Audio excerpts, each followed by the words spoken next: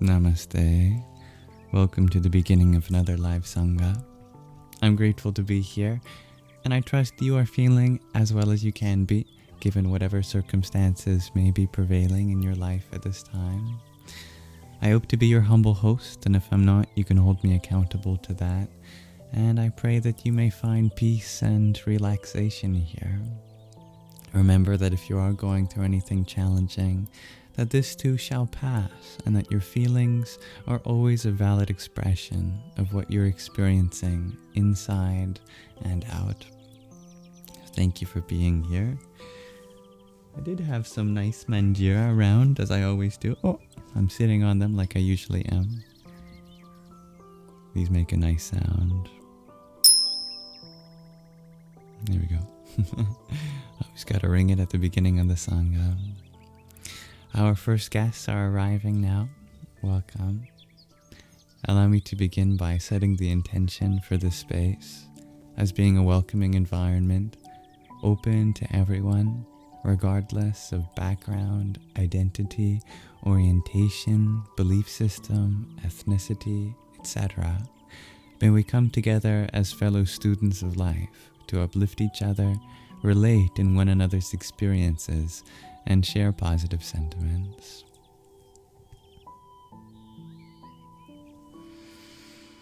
Welcome, dear blood. Hello, the teacher Frank. Namaste, dearest G. Hello, dearest Nufkin. Namaskar, dear dancing Aurora Borealis. Namo Namaha, dear Adonis. Namo Stute, dear Evanora. You saw your favorite musical for the first time today in London, and it was amazing. I love that. Did it become your favorite musical after seeing it for the first time, or did you already know about it and it was already your favorite? If so, how was it your first time seeing it? Welcome, dear Cliche. Have I heard the quote, "You're not a drop in the ocean, you're the whole ocean in a drop"? Can I guess who said that? I'm going to guess dearest Rumi, the Sufi mystic.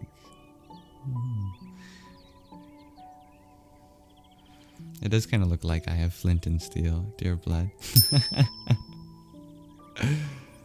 Although it is not fire that it creates, but maybe it ignites an inner sort of fire in the netherrack of our solar plexus chakra. The music was already your favorite, dear Evanora. You just listened to the soundtrack a lot. Gotcha. So it became your favorite just by listening to the soundtrack. I love that. And it was as good in person as it reached your ears. And it will be your favorite again and again and again. It was Hades Town. I love that.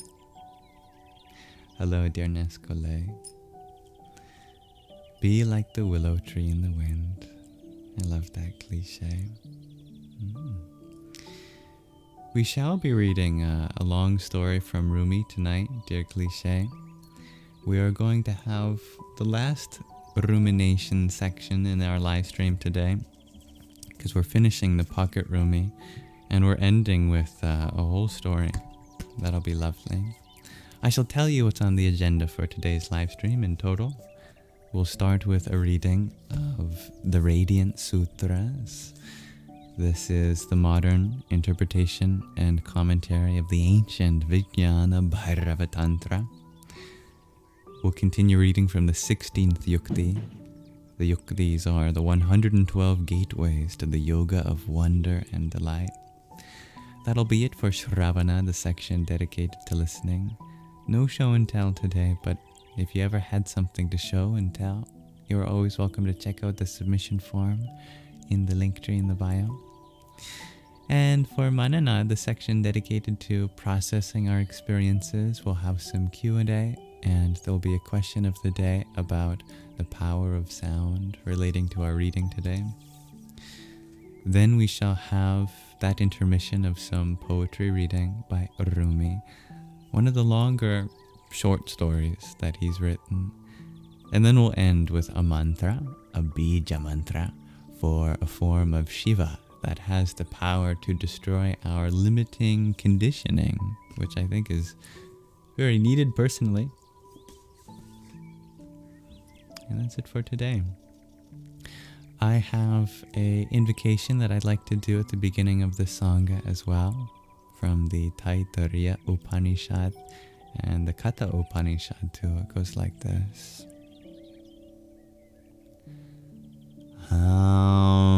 Sahana vavatu, sahana bhunaktu, sahaviryang karva vahai tejasvinavadhitamastu ma vidvisha vahai. Shanti shanti shanti.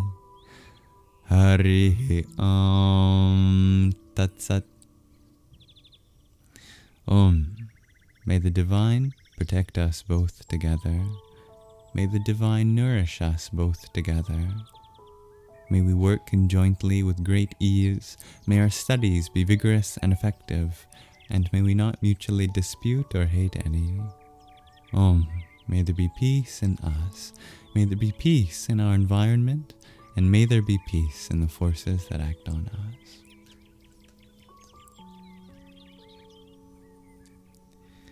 Thank you, dear Lily Moore, for blessing our Sangha with a heart me.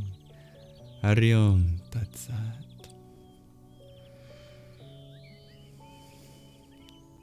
Angel number, you wonder why I think our greetings start with hello. It's funny, yeah, the word hell is in there. I like to say grand rising in the morning. That's a good one. I don't know the etymology of hello, but let's find out.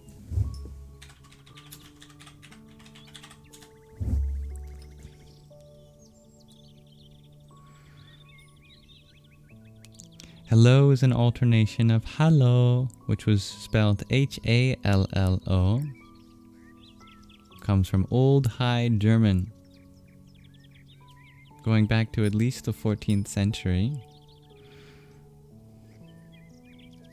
I wonder where hello comes from. Relatively recent, in terms of the thousands of years of human language. And I wonder where the German hello comes from. Maybe we can date it back to some root in Sanskrit or Proto-Indo-European.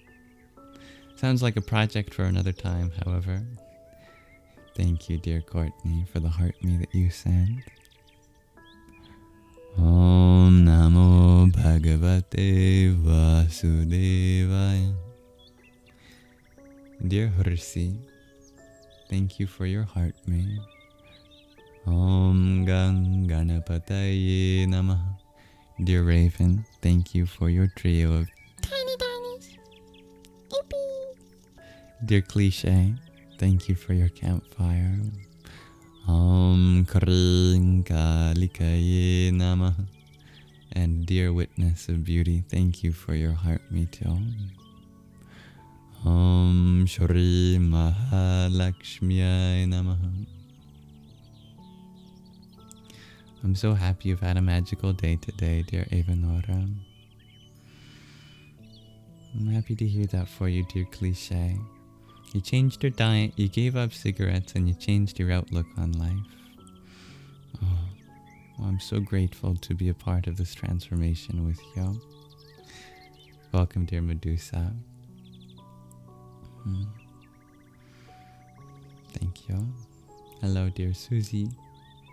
Oski, you think it has to do with hallowed spiritually? I wonder. Yeah, I could see the root in that. Hello, dear Jenna. Hello is still hello in Icelandic. Good to know. I like that. Thank you, dear Cliche, for your pairs of hat and mustaches. Om Pram Hanumate Namaha. And dear Witness of Beauty, thank you for your hand hearts as well. Om Som Somaya Namaha. And thank you, Franco, for your pair of roses. Om Sum Suryaya Namaha. Happy to have you here, dear Susie. Kyle, you ask, what did Snow White say when her photocopier broke? Someday my prince will come. I love that. I was feeling like that the other day when I was trying to print something for our Sangha, for yesterday's guided meditation. Hello, dear Check Engine Life. You're sorry that you missed me. Oh, I'm happy to have you here.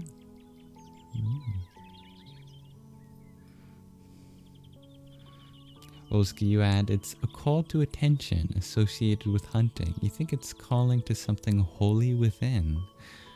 Oh, that is profound. Yeah, I can see how that could become a greeting over time. Hello, dear Smasher Pass. And thank you, Dream Traveler, for your heart mate. Hare Krishna. And I am Princess Mom. Thank you for your pair of friendship necklaces. Jaya Sita Rama. And thank you, Check Engine Life, for your trio of donuts. Bhram Bhairavaya Namo Namaha. I have yet to go to India, dear Chris, but my heart is sure there already. Hello, dear Ari. You have a question. Tips for dealing with anxiety during these times.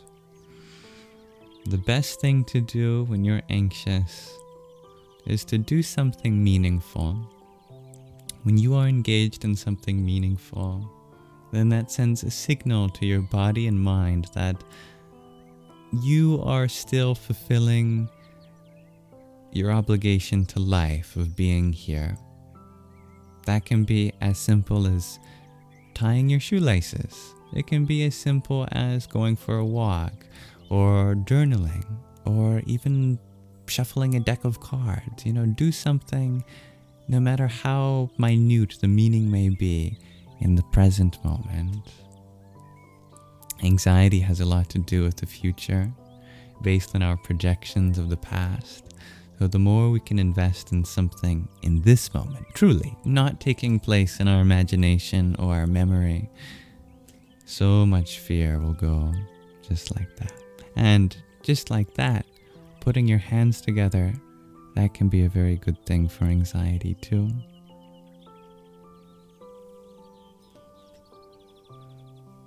Thank you, dear Cliche, for your 15 roses. If you just put your hands like this and direct it towards something that you're grateful for, in this case, you, my dear viewer. What a meaningful thing to do. Om Namah Shivaya.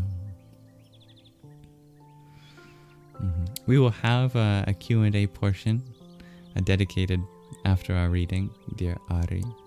But you know me, I have a tough time. I don't have the heart to tell you that you can't ask questions until then, so I'll do my best to attend to what I can to first. And thank you, dear Healing Astro Codes, for your finger heart. Om Namah Shakti Shivaya. I had a good day today thus far, dear Ness.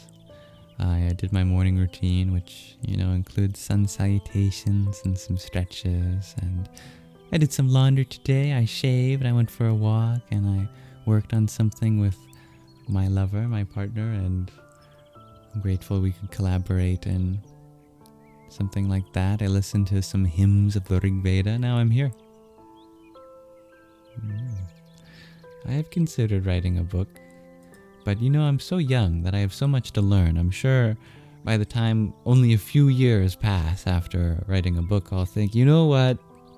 I could have written the book today, but to be fair, I might not have another few years.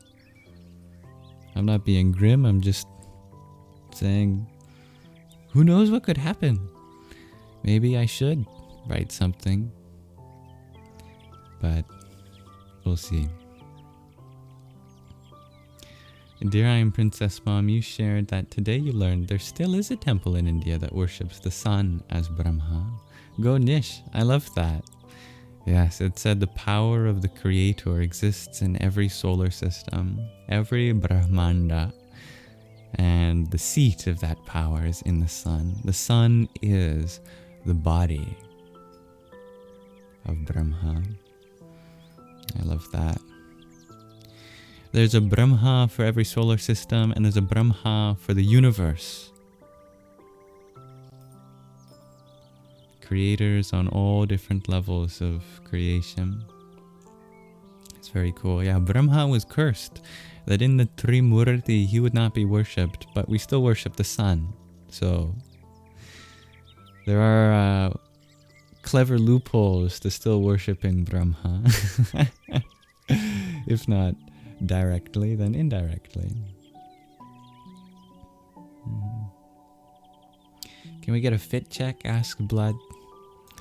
Well, I'm just wearing an orange shirt and some gray yoga pants. Not much to see, but I think I can zoom out. There you go. There's my very gray yoga pants. So exciting, I know. There we go.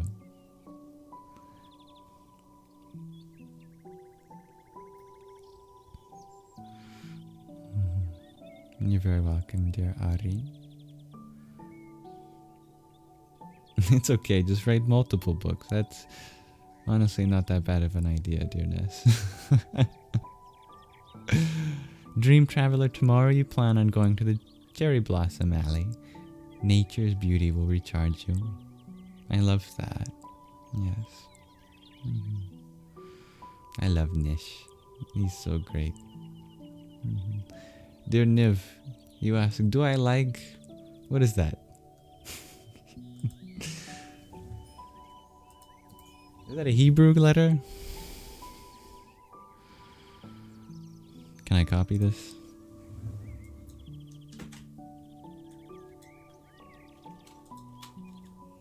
Oh yeah, like, yeah, the word for Hebrew, or the word for sea in Hebrew, yeah.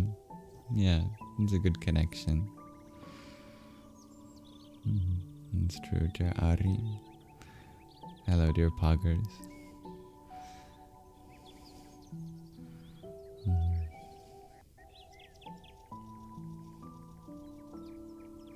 I hope that's a good thing, dear Armani. The fit is very shakuli. I have no idea what that is. Should I look that up too? Let me look that up.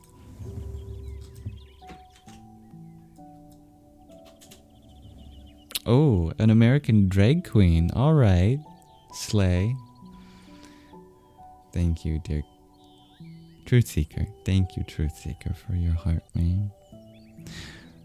Om Kamalir Mahakalikaye Namaha.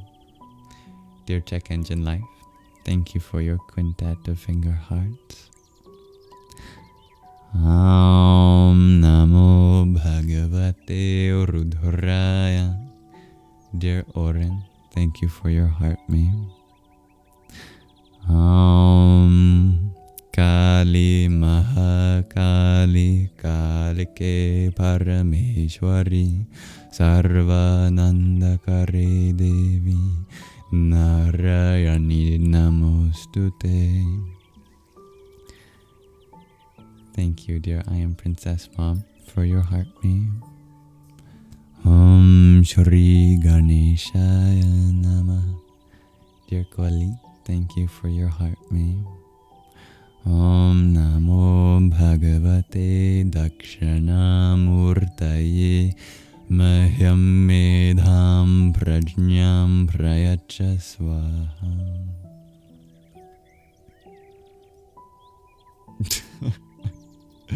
That's funny, dear Nick. I feel like my face is about to peel off because I got sunburnt the other day. I didn't intend on it, but here we are. Perks of being primarily Irish in ancestry and being in the sun for more than 5 seconds. Hello, dear Celine. Good evening, Oren. The fit could use some socks. I've always been one to throw off my socks as soon as I get the chance. I'm a sock-free human being. That's not true. I do wear socks sometimes. like these. Yamsox. Dear Raylal, you ask, what triggered my journey to get to where I am right now? You remember my cool math videos. You've got a great memory. What triggered my journey? Nothing on the outside. It was an internal expansion into the being I was always meant to become. In fact, it was through cool math that led me to where I am today. Cool math is my gateway into spirituality, and I'll always be grateful for that. Dear Paul, you ask, what are my beliefs regarding the afterlife? We talked about this before the last Sangha, and I remember you brought up that question. I'll give you another rundown that all perspectives align in one perspective. If you can find that one perspective in which everyone is right, then you know it's not even a matter of belief, it's a matter of understanding. If you can find the understanding in which the samsara and nirvana of Buddhism are one, in which the heaven and the hell of the Abrahamic faiths are one, of the annihilationism of atheism is one, and that all of those different perspectives come together as one in this eternal reality, depending on how you live in it, depending on how you look at it, it's all one. Then there's no need to believe, it's just a matter of seeing it. I think I may have answered your question. You can tell me if there's anything else. Hello, dear Kali.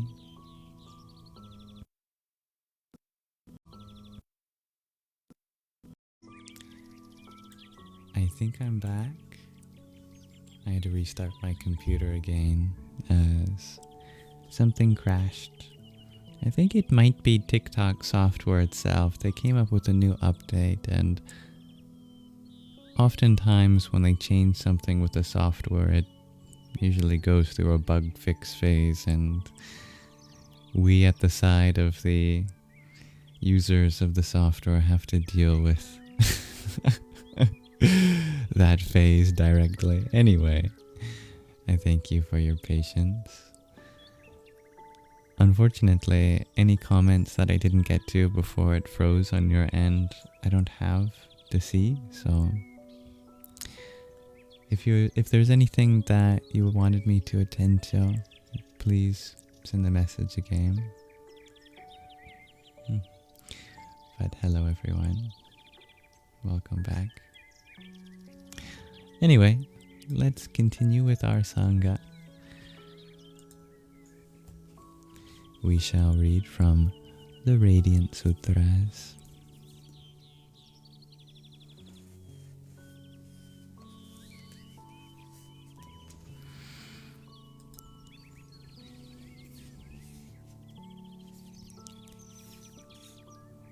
As always, I'm going to read the Sanskrit verse, and then we'll read the English interpretation, and then we'll pick out a single word from the Sanskrit and use that as a seed to determine the practice.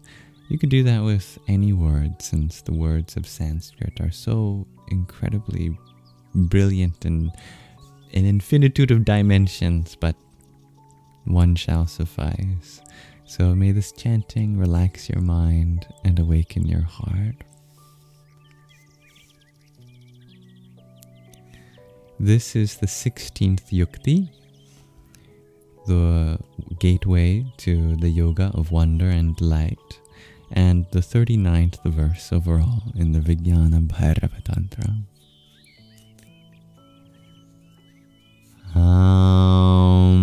Pranavadi samucharat plutante shunya bhavanat shunyaya paraya shaktya shunyatam iti bhairavi. The roar of joy that set the worlds in motion is reverberating in your body and the space between all bodies. Beloved, listen. Find that exuberant vibration rising new in every moment, humming in your secret places, resounding through the channels of delight. Know you are flooded by it always. Float with the sound, melt with it into divine silence. The sacred power of space will carry you into the dancing, radiant emptiness that is the source of all. The ocean of sound is inviting you into its spacious embrace, calling you home. That's the 16th meditation technique. And the word of the verse is Pranāva. Pranāva, spelled P-R-A-N-A-V-A. It is the sacred syllable Om, or when chanted prolonged,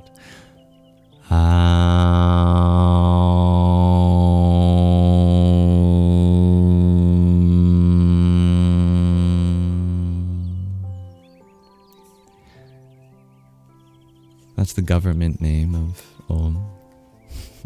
Pranāva. The practice? Listen to Pranāva, the hum of expansive joy permeating the universe, reverberating everywhere, including within you. The Shakti, the divine power, will flood you with shunya, exquisite spaciousness. Pranāva is usually decoded as pra, meaning pre or before, plus nava, which means shout or an exult. The shout of joy that came before everything, the primordial sound of the universe continually and ecstatically singing itself into existence. Here are some of those stunning layers of meaning in Sanskrit. Pranāva is the nickname, actually, I guess, of Om. And Om means yes. Truly, in the times where people spoke Sanskrit, if you wanted to say yes to something, you may reply with Om. The cosmic Om is creation saying yes to itself, its ongoing expansion. The dictionary describes Om as made up of A, U, and Notice the sounds people make spontaneously when they are feeling yes.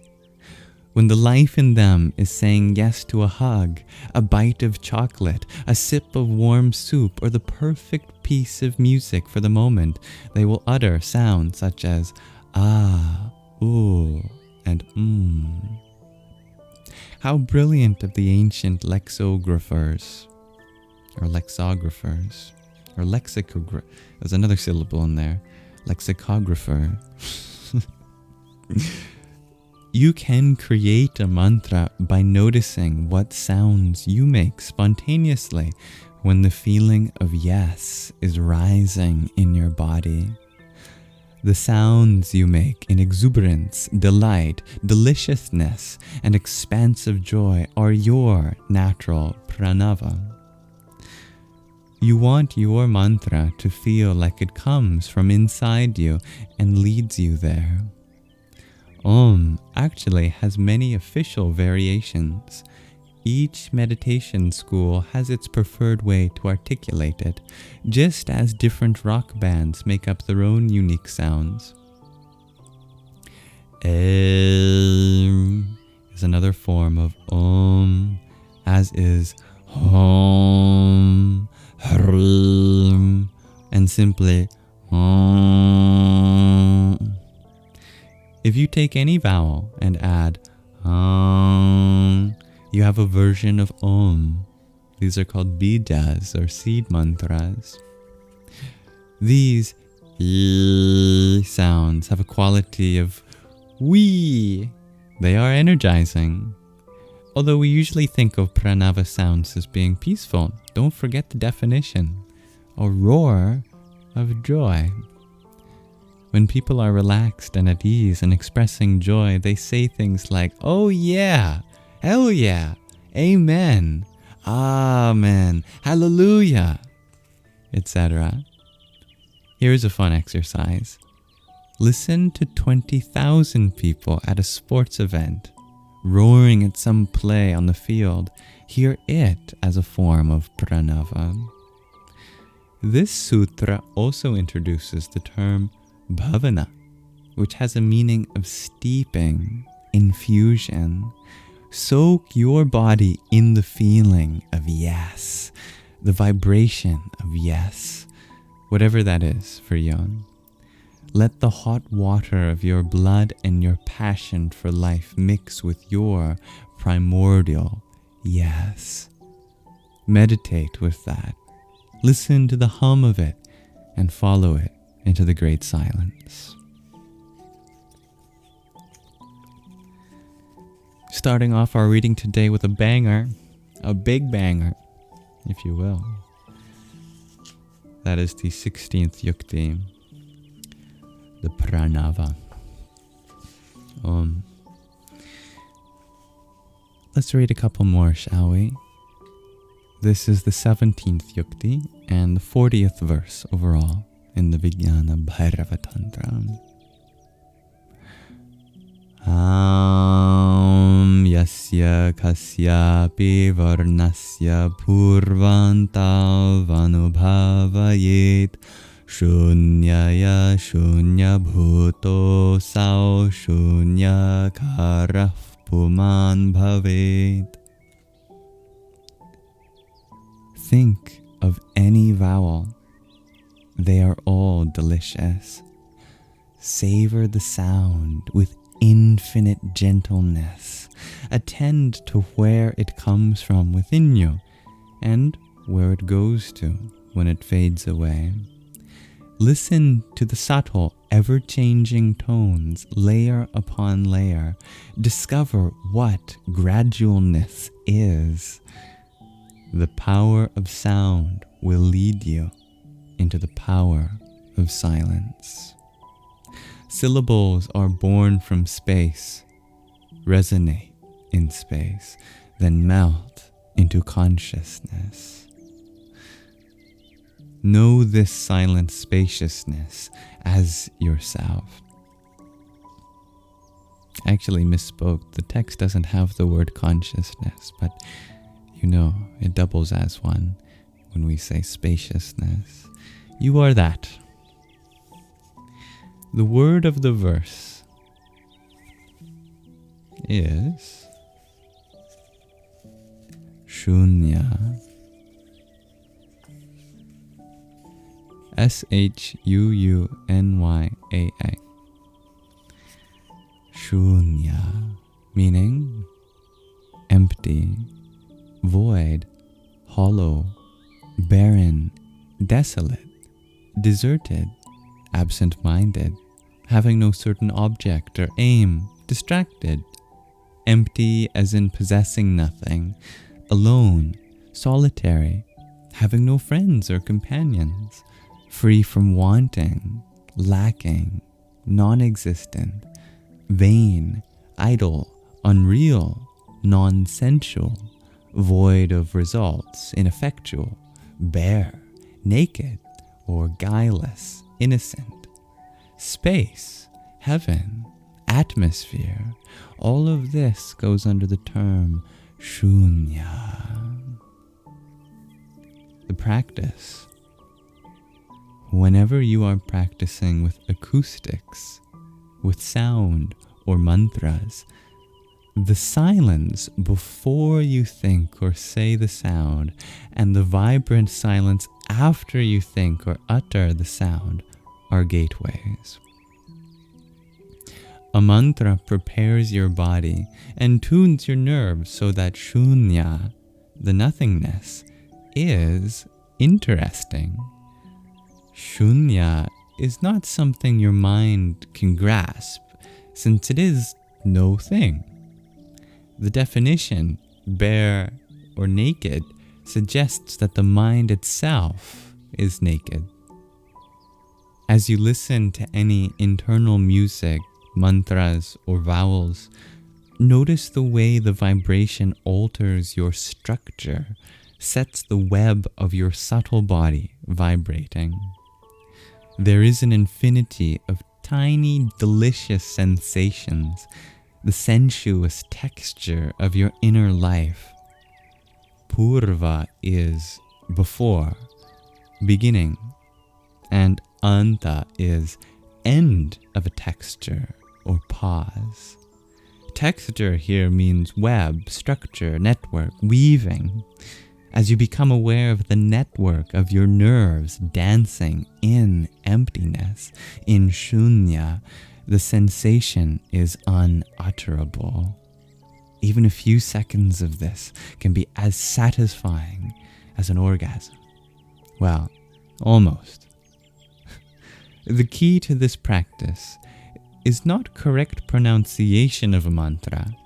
It is the urge in you to explore the play of sound and silence, how the song of your unique life manifests itself in quiet inner harmony.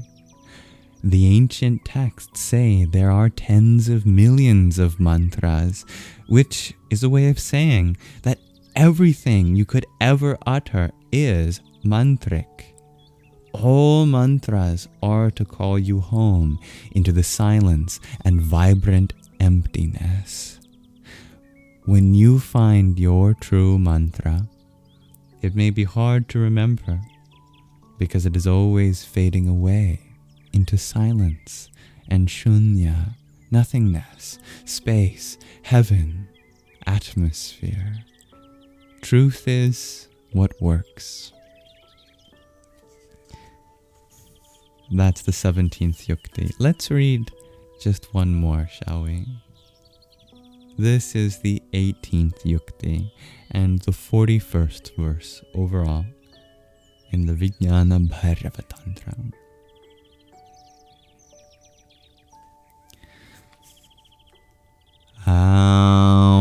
Tantriyadi vadya shabdeshu dirgheshu krama sangsthitehe ananya chetah pratyante paravyoma vapur bhavet.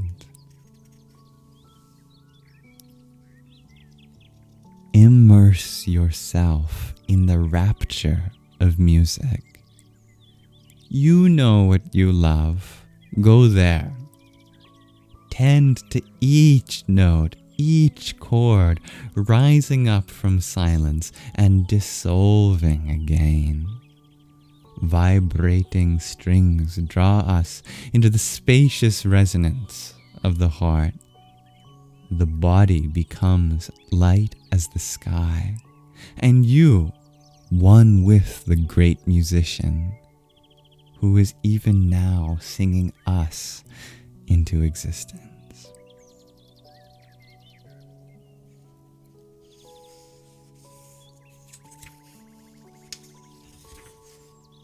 The word of the verse is, wait for it,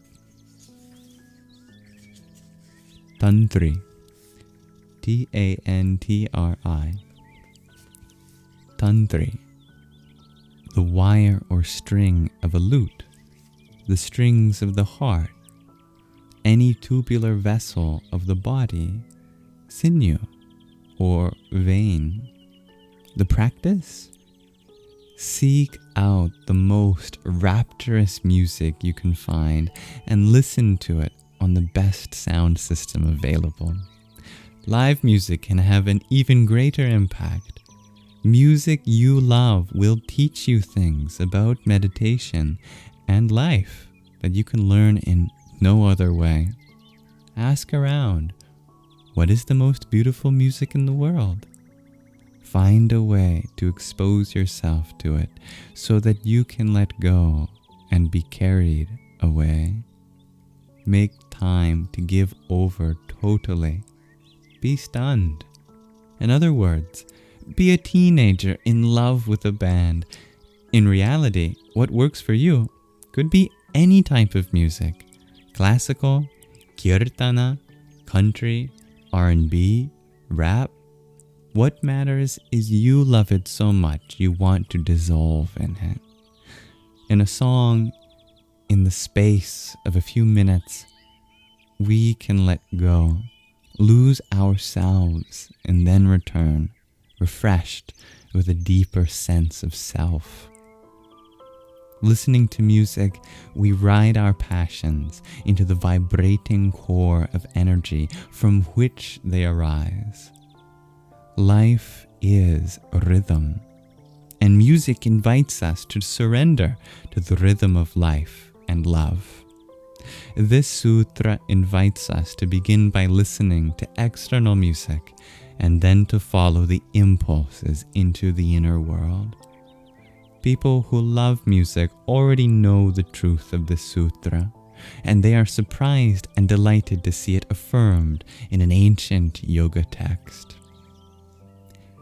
The image in Tantri is that of stretching cords or strings over a framework.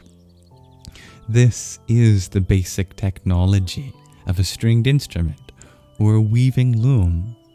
The Tan of Tantri has a wide series of meanings, including to believe in, to afflict with pain, to resound, roar, to extend, spread, be diffused as light over, shine, extend towards, reach to be protracted, endure, to stretch a cord, extend or bend a bow, spin out, weave. This sounds a lot like rock and roll to me. Tan changed in pronunciation to tar, in the root of sitar and guitar. Tan generated a family of words that includes Tantra, which has a totally mind-boggling definition. Tantra means a loom, the warp, or the leading or principal or essential part. It can mean the main point, the characteristic feature, model, type, system, framework, a class of works in the form of dialogues between Shiva and Durga discussing 1. The creation, 2. The destruction of the worlds, 3. The worship of the gods, 4. The attainment of all objects, especially of 6 superhuman faculties, or 5. The 4 modes of union with the Supreme Spirit by meditation. Tantra can mean a spell, an oath or ordeal, an army, a road, number, series, troop, government, a means which leads to 2 or more results, contrivance, a drug, a chief remedy, wealth. It can even mean happiness. All these meanings can be seen as the subject of passionate music. Whew! When you love music, you know that the vibrating strings of the instrument set your heartstrings vibrating in resonance. You know that music is the main point and that it is a mode of union with the spirit. You know that music is a drug and a remedy, wealth and happiness.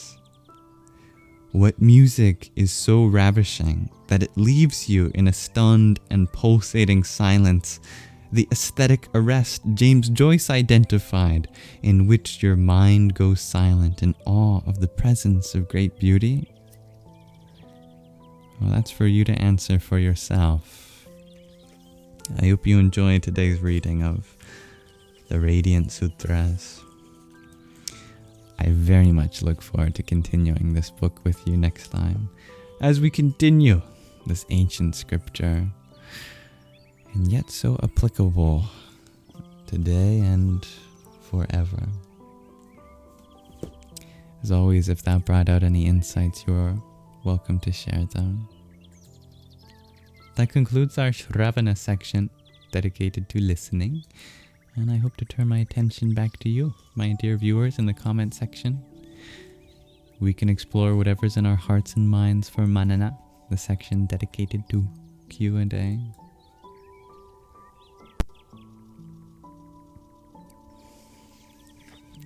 I welcome everyone that joined while we were reading. And I thank you to those who sent a gift as well. Dear Unfolded Voyage, thank you for your finger heart.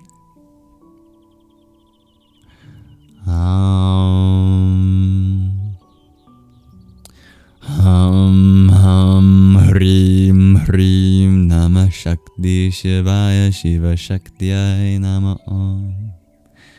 Dear Suni, thank you for your rose and flower headband.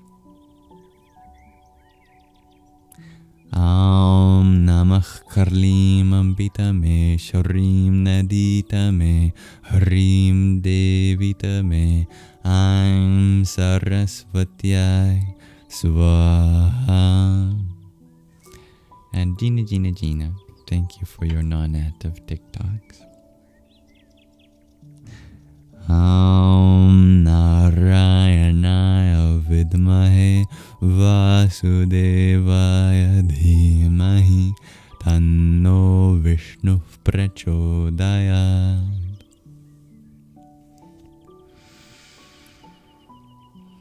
Welcome everyone.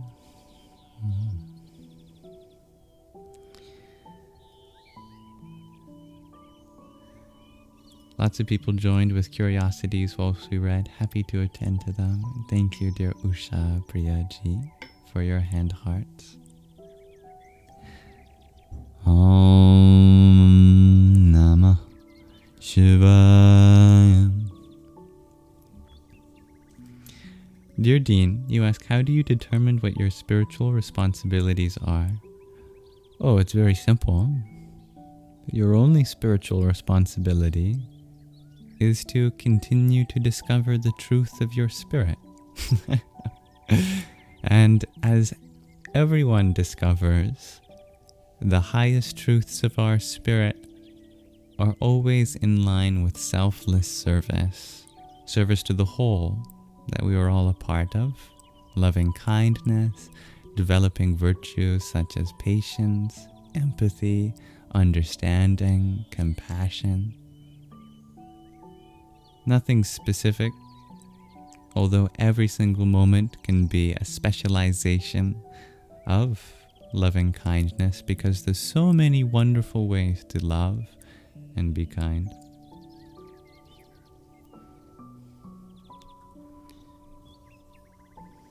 Thank you, dear Karen, for your heart meme. Om Mani Padme Hum. Hello, dear Mitrisa. I'm glad that music resonates with you so deeply. Yes. There's a question about Shiva, dear Suni. Shiva often gets translated as the destroyer in the trinity of creation, preservation, and destruction. But if we go by a more scholarly translation, and if we really familiarize ourselves with the form of the divine that Shiva is, he's not a destroyer, he's a finalizer.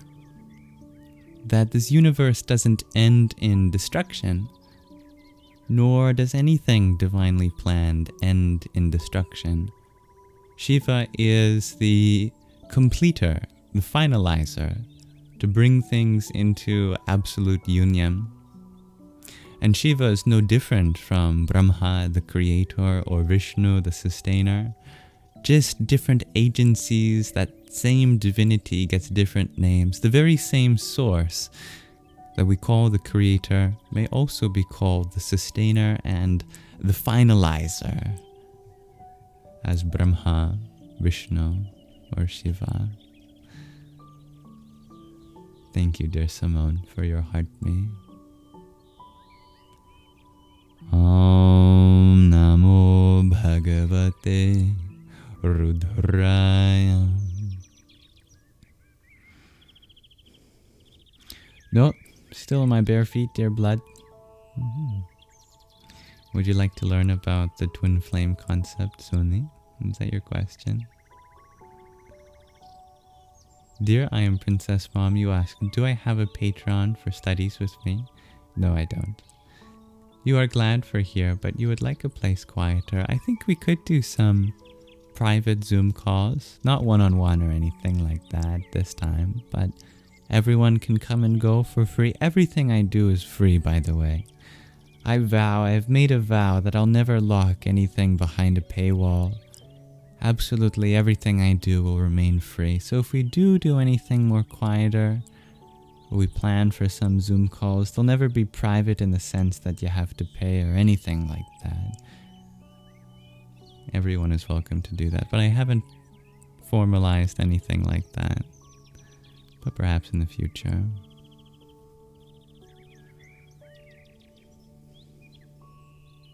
Mm-hmm. Dear Jasmo, you know of the Bhutas, the elements hidden in the Panchakshara mantra. Namah Shivaya. Yes. Mm-hmm. I don't have a job, dear blood, but everything that I need to pay for in life is generously taken care of by the donations that voluntarily come from people like you. And I'll never ask for it, never necessary, never expected, and I'm so grateful for such a generous community. Thank you for that.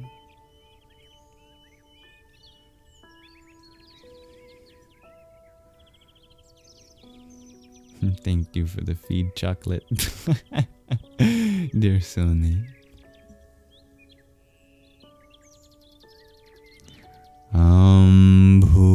Bhuvasvaha tatsaviturvarenyam bhargo devasya dhimahi dhiyo yona prachodayat.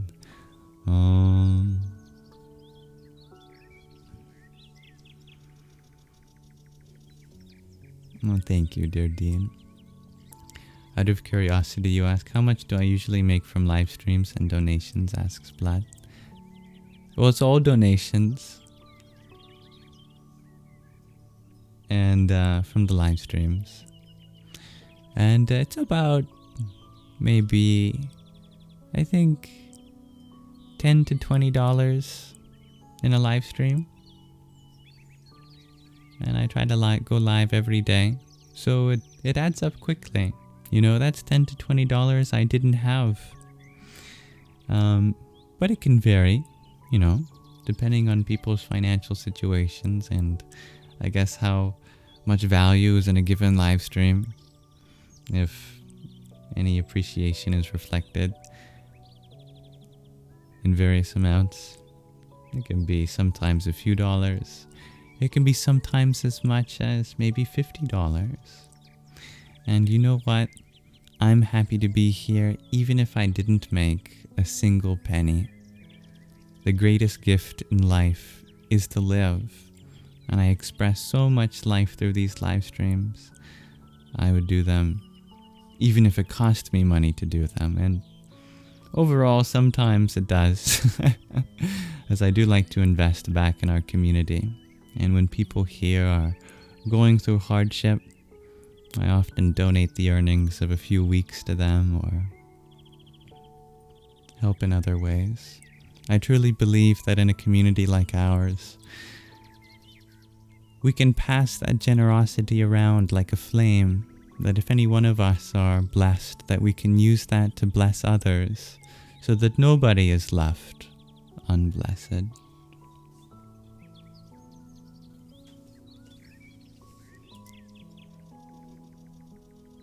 I think that's the way the world should be.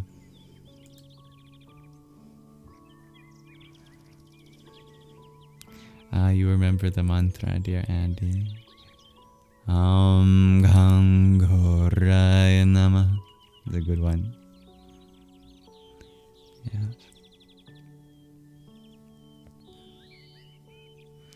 Dear Sharon, you ask, where did I learn the lovely Easter meditation in the live last night? I made it up for yesterday's live stream. How do I afford living expenses? Well, I don't eat a lot. I live very minimally. I'm able to pay for food and toiletries. I don't have a car, so I don't drive anywhere. And all in all, my expenses are maybe a few $100s a month. So not a lot, and I'm very grateful that I live with my mother. Nice big house for my mom, my sister, and I. So I don't have to pay for rent at this time. I'm very privileged in that aspect. Thank you, dear Suni, for your garland headpiece. Ham Jum Sa Triambakam Yajamahe Sugandhim Pushti Vardhanam Urvarukam Iva Bandhanan Marityor Mukshiya Mampratat. Dear Estelle, thank you for your quintet of roses. Om Mituraya Namaha.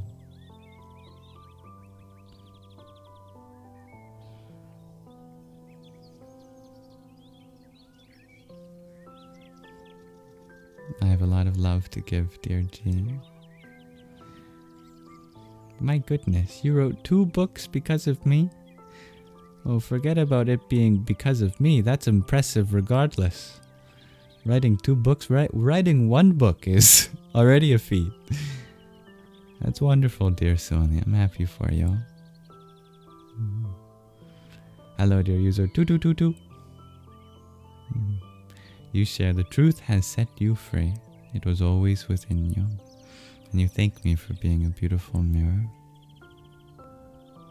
What beautiful words you share. May we all feel like this. Om Ravaye Namaha. Dear Dhani, you had asked, how do we navigate through heartbreak and heal, especially forgive someone who hurt us badly? Forgiveness comes when you are ready. In the middle of a heartbreak, that can take time, and that timeline is determined solely by you and you alone. There's no timeline that you need to ascribe to. There's no deadline for grieving. You don't have to hit some crying quota. Just at the speed that makes sense to your heart at that time. Heartbreak happens to each and every one of us, and it's a natural part of being human. Being sad is part of the rainbow of life, experiencing every color of experience. And you can value that experience too. It teaches you something about your independence, about how much love that is already within you, how much you forgot about, how much there is to reconnect with. Journaling can be a great thing, and if you want a little quest, I can give you one. You can write out how you're feeling about the situation, about the other person, and you can cast that piece of paper into fire in a safe and controlled environment. Don't burn your house down, and don't burn their house down. No committing arson, no matter how heartbroken you are. But if you really want to, you can draw a little picture of their house and then throw that in the fire.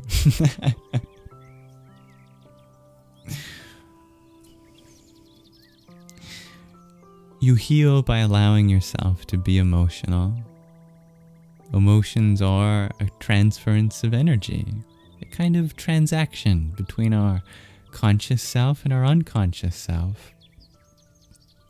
There's a lot to be released through that, and there's a lot to be gained through that too. So allow yourself to feel exactly what you're feeling.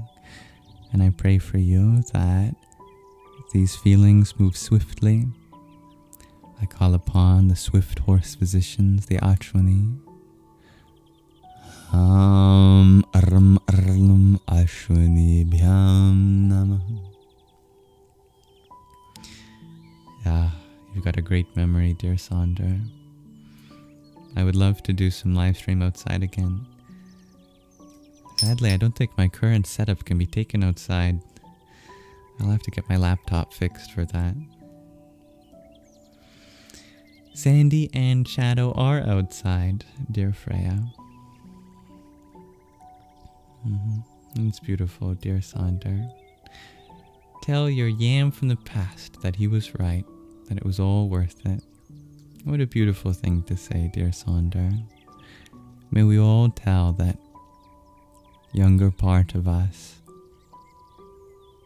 that we will become, and we have become, who we are meant to be. Good day, dear Sasvar. I think we all need a little guidance, dear Suni. You're not alone. How can I help? Dear I Am Princess Mom, you ask, do I ever record mantras for you to listen to and learn? Whenever we do the meditations at the end of the Sanghas, I always record them. And most of them are mantras, and I put them on a playlist on my YouTube channel. And it has about 300 videos there. So most of those videos are mantras. I'd say 200 mantras are in that playlist, and most of them unique too. And many of those ones never been chanted before, at least not in the thousands of years that we've been writing them down. I hope you enjoy that playlist. Dear Van, you ask if I can please speak about the Pleiadians. I don't know much about the idea of star seeds, other than I can say that I'm so grateful to be a part of this universe. All of our bodies are literally made of stardust, coming from a star that blew up and created a stellar nebula that collapsed into our sun and all of the planets in our solar system, including Earth. And I'm so grateful to be here on Earth. I think we're all learning how to be human together. I'm glad you find the music beautiful, dear Sazrar.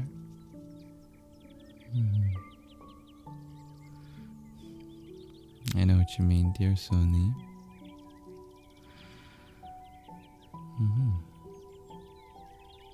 I know what you mean, dear SD. And the truth is that sometimes the most obvious things need to be said. You know? Every now and then, we have someone tell us something that's hidden in plain sight, that we already know deep down, and yet, when we recognize that voice coming from the outside, it reaffirms something that's deep down there on the inside. And that's what I love about the spiritual path. It's not about learning anything that you don't know. It's about reaffirming everything that you already know deep down. Thank you, dear Estelle, for your finger heart and for your trio of squirrels. Ham Hanumate Rudratmakaya Hom Bhat Swaha. Here's something you didn't know that you already know. Everything in this universe either is or isn't ice cream. That's something you already knew. Think about it. Thank you, dear Roxy, for your heart meme. Suryaya Namaha. Do I think the economy is real, asks Blood. It's as real as we believe in it collectively. I mean, if we all agree that something else is worth more than our coins and our numbers and our bank account and our paper or linen or whatever our currency is made of. I know in Canada it's a type of plastic, I think. then that becomes the new currency. I pray that our loving awareness becomes the most valuable thing that we can give. That if we see the events in this world as a confluence of loving awareness and the gaps in between, we pay attention to that flow, the world will become a more valuable place for all of us. And thank you, dear Sazrar, for your quintet of ice cream cones. Bhanuve Namaha. You're welcome, dear Dani.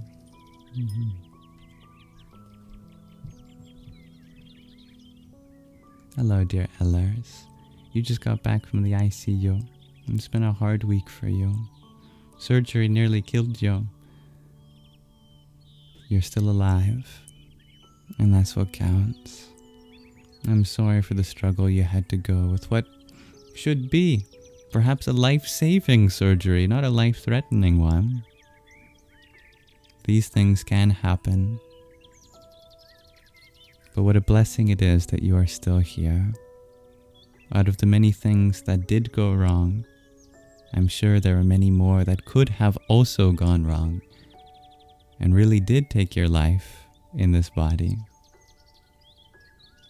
But of everything you've gone through this week, you are still here. And at the end of the day, that's what counts. I know that doctors do the best they can. And sometimes it doesn't always work out. That's why surgeries do have success rates. And you are very blessed that in spite of all the challenges, we're still walking on this earth together. Thank you for that. Thank you for being here, having it in your destiny that we continue to share this world at this time. I'm grateful for your presence here. I pray for your healing.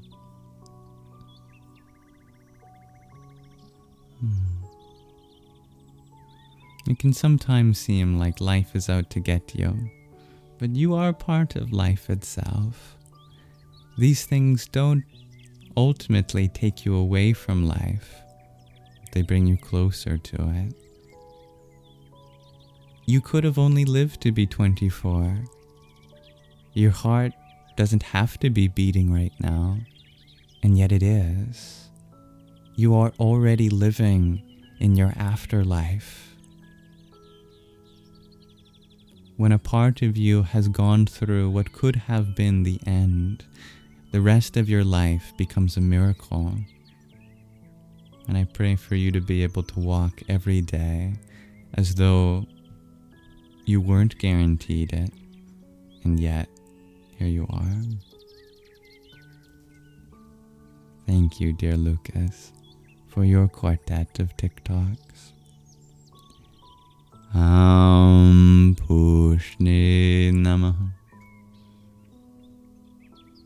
It's all now, indeed, dear Soni.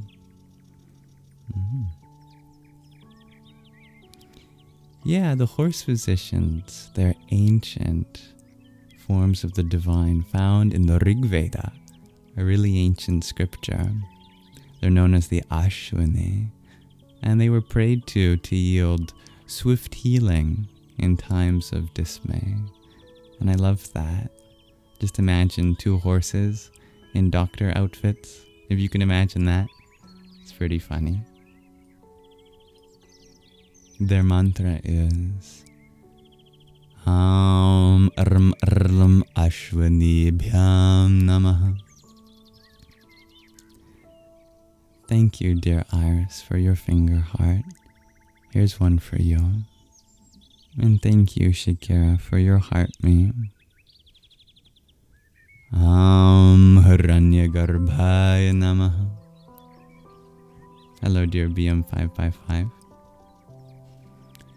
Dear Rianan, you were telling me about this. Your chakra reading was beautiful today. Oh, I'm happy to hear that. Always good when that happens.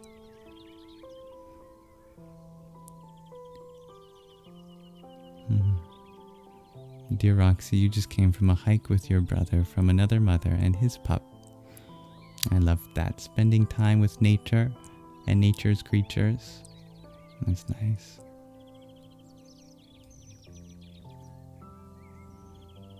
That's a beautiful insight.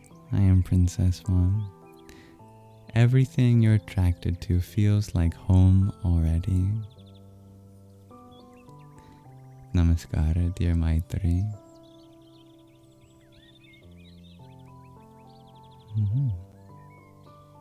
Hello, dear Tony. It's your birthday today, dear Grace. Well, thank you for sharing a part of it here with us. I'm very blessed whenever someone gets to share such an important day with them in this space.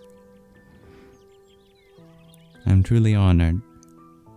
And congratulations on completing another trip around our local star.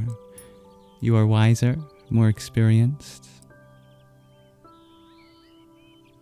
Thank you for still being here. Hello, dear AJ.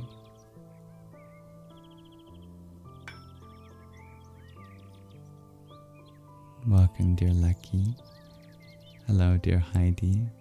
Yeah, whenever I say the name of my country, there seems to be a banner that pops up because my country is having one of those times every few years where you go and write down who you want to run the country to explain that without any buzzwords. That'll be detected.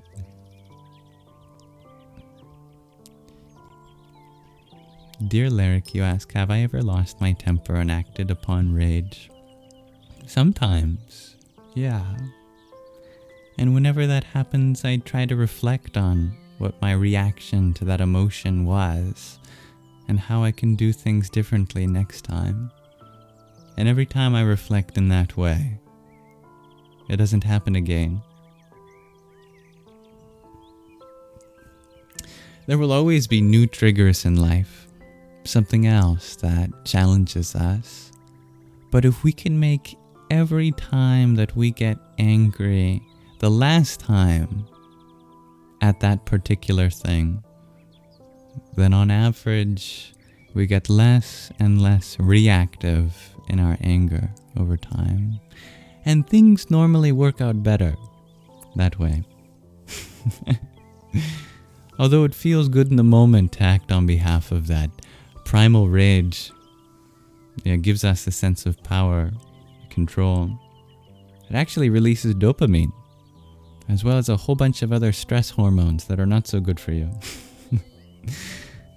Usually, situations end up so much better if you handle it when you're feeling a different way, if you wait for the feeling to pass, if you can choose to walk away or talk it out or seek help or ignore it, use your wits, as they say.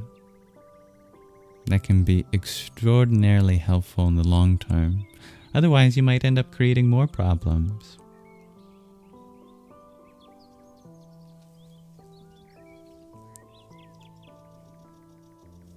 Thank you for finding beauty here, dear Sazra. Thank you, dear KXIT. Grand now, continuing moment. What a greeting. I love that, Iris. Yes. Grand now, continuing moment. Happy Easter weekend, dear Shakira. Hello, Gina. Radhe, Radhe, dear Shakira. Dear Targi, you ask, do I believe in soulmate love? I believe the word soulmate can be understood in another way. And that's, you create your soulmate. Just like you make friends, you make soulmates. What does that mean? Any particular person, if you choose to connect with them, mate, you could say, at the level of the soul, then that is a soulmate. I think the origin of this word comes from a kind of connection that you develop with someone And you can develop that kind of connection with anyone. It doesn't even have to be human. It doesn't have to be intimate.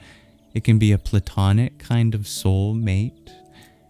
What a soulmate means is that you are connected at the level of soul, meaning that regardless of what happens to body and mind, that your personalities can evolve over time, your bodies may look different, they may age, you may change in your interests, but if there's still a connection, in spite of everything else that changes at the body or the mind, then you must be connected or mating with something deeper than the body or the mind. You must be connected to the unchanging part of someone, and that is the definition of the soul. So you can have multiple. In fact,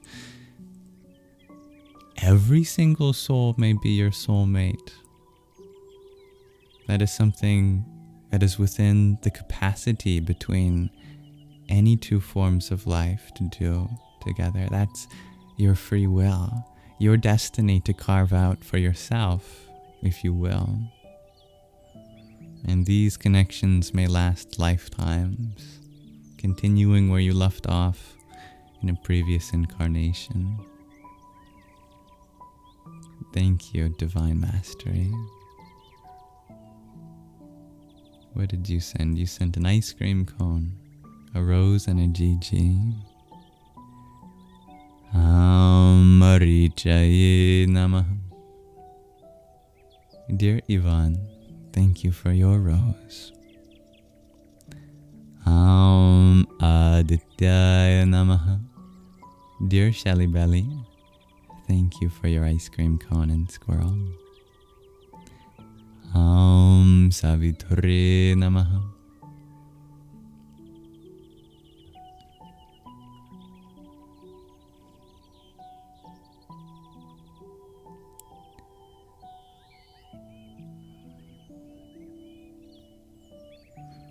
Welcome, dear Funky. Happy Saturday evening, dear Kalki. I'm doing well, thank you. How are you? Thank you, dear Sony, for the gold medal.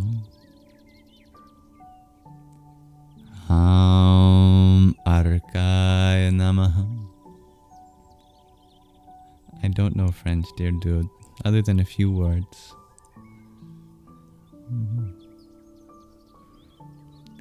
Ram Ram. Om Namah Shivaya. May the universe give you a lot of love, dear Ivan. And may all the love that the universe gives me be shared with all of you. I do have a partner, dear Suni. Hello, dear Craig. Dancing Aurora Borealis, you share that soulmate in Irish is so beautiful. Well, I'm not sure if I'll be able to pronounce this in the intended way, but it's spelled Anamcara, Anamsara or Anamchara. Who knows? Irish spelling is often a riddle. Ice cream is your soulmate, Cher Sonder. That's hilarious.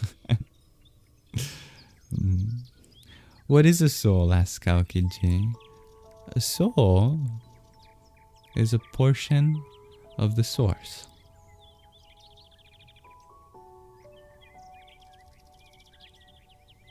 Simple as that. Whatever that source is that has begotten all this, we share that source as our life force, our consciousness, our sense of being itself comes from that source. If you put all souls together, that is God. God is the super soul that contains all souls. And any being is a portion of that soul, the super soul.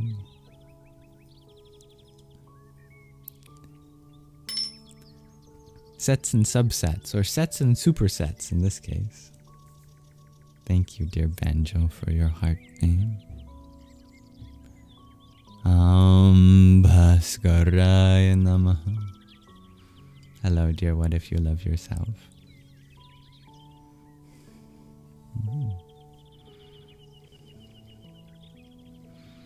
These are Rudraksha beads, dear Sasra.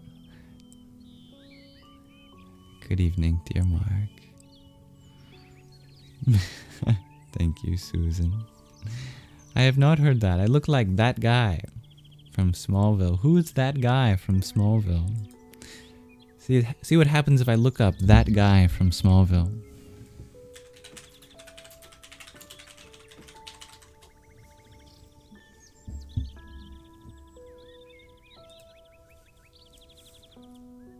Turns out there's many guys from Smallville. Oh, Superman's one of the guys. I'm sure it's not that guy you're referring to.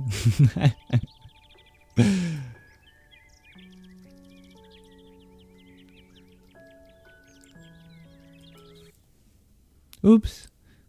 As I closed my Google, I accidentally closed the music we were listening to. Quel dommage. That's a couple words in French I do know. That's okay. We'll get our music back faster than you can say shabalabalabala. Shabalabalabala. See? Told you. It's already back.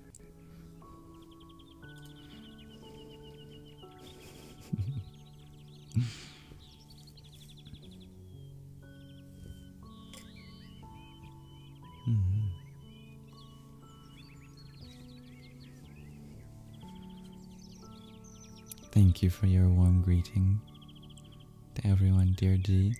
And are you using your data or do you have Wi-Fi? Hello, dear Ruby. I'm doing well, thank you, dear Funky. How are you?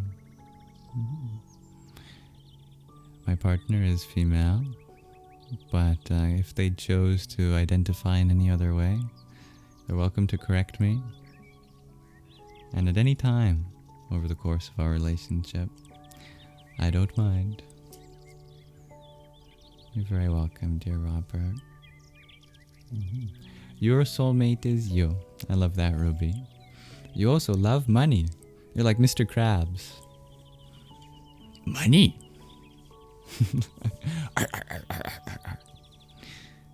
Thank you, dear Estelle, for your finger heart. Aum Kameshwarya Namaha. Hello, dear Omar. Hello, dearest Ansuela. Welcome. Can you meet my partner? Well, she's here in chat. You can talk with her. It's dear G to infinity. Much love to you. Dear user 691, you ask, are there other ways to return to source? Absolutely. In fact, every single being has their own way back to source. Sometimes our paths line up, and when a lot of our paths line up together, you might form a religion out of that shared common path. But truly, even down to the individual within those common paths, there are slight differences, like if you were walking in a park.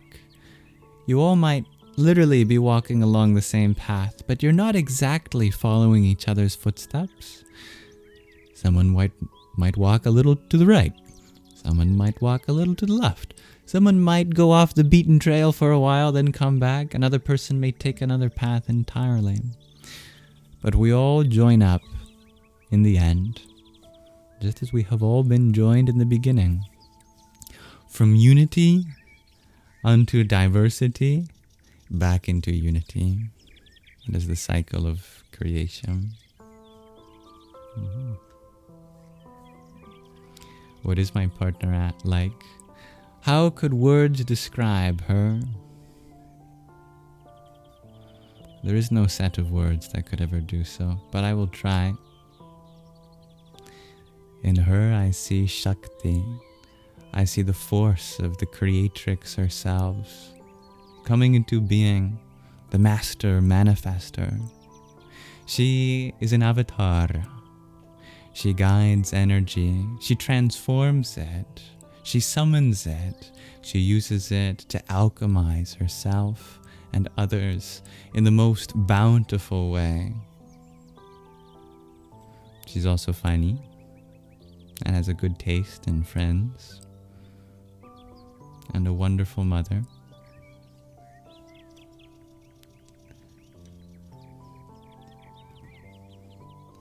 God is a soul slushy. I love that, Sandra. Can you imagine if they had that at 7-Eleven? Yeah, can I get a soul slushy? Sorry, we're all out of that. What color would a soul slushy be? I think it would be like glowing rainbow, probably. Thank you, dear Mahina, for your nonet of roses.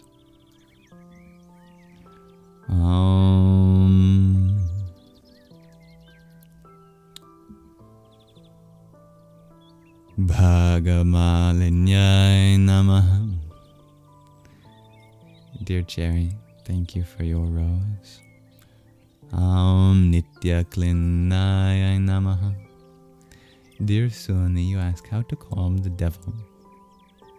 Well, it depends what you mean by that. I find that term can be rather loaded. What is it within your experience that you give that word to? Just to unbox that term before I answer. What is it that you wish to calm by another name? Thank you, dear Taylor. Is it nice outside? Ask Alyssa. It is nice outside, yeah. Although my bar for nice is pretty low. It could be stormy outside and I'd be like, it is pretty nice outside. I love a good storm. But yeah, you could go out in a t-shirt. Yeah. What song is this? Asks Taylor. We are listening to Yellow... Oh, I don't know if I can pronounce this. Yellow Chrysanthemum. Yellow Chrysanthemum. Soothing melodies to calm the mind and heal the heart and circulation. I love that.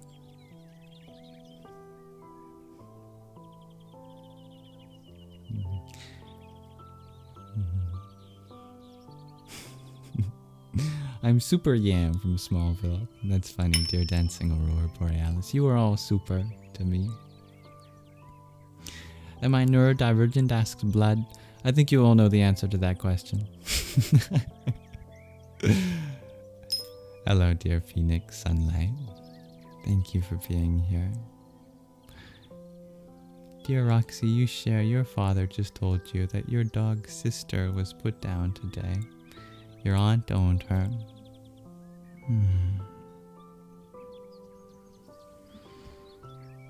Thank you for sharing that.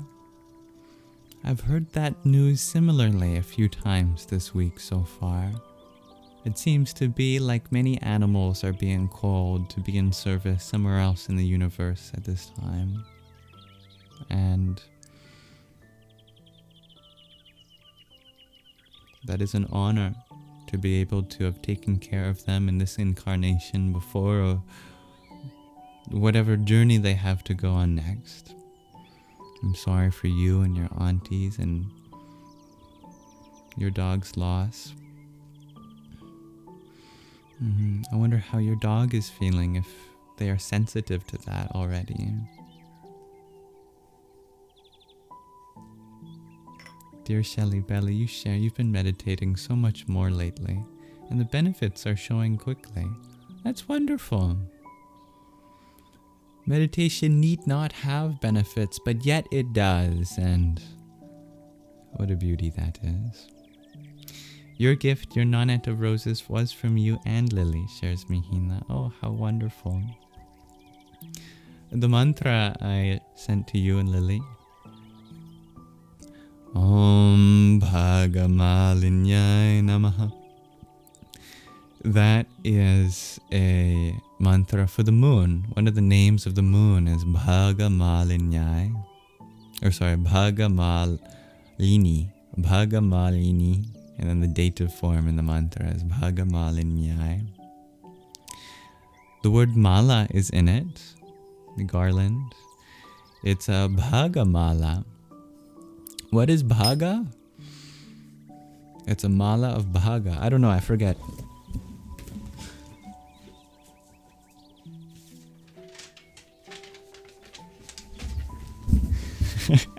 I had to go run and get the sheet that has the 14 names of the moon done in Chandra Namaskara, moon salutations. It's the second one.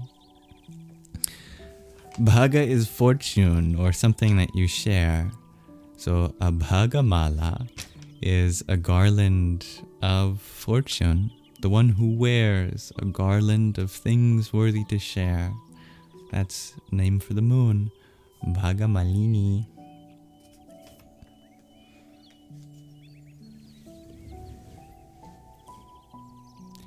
Thank you, dear Rahina, for your heart name. Om Bheorundaya Namaha. That's also a name for the moon. Bheorunda, meaning the one with fierce form. It's a name for a mythic bird. I love that. A mythical bird is the moon, flying high above the rest. That's for sure.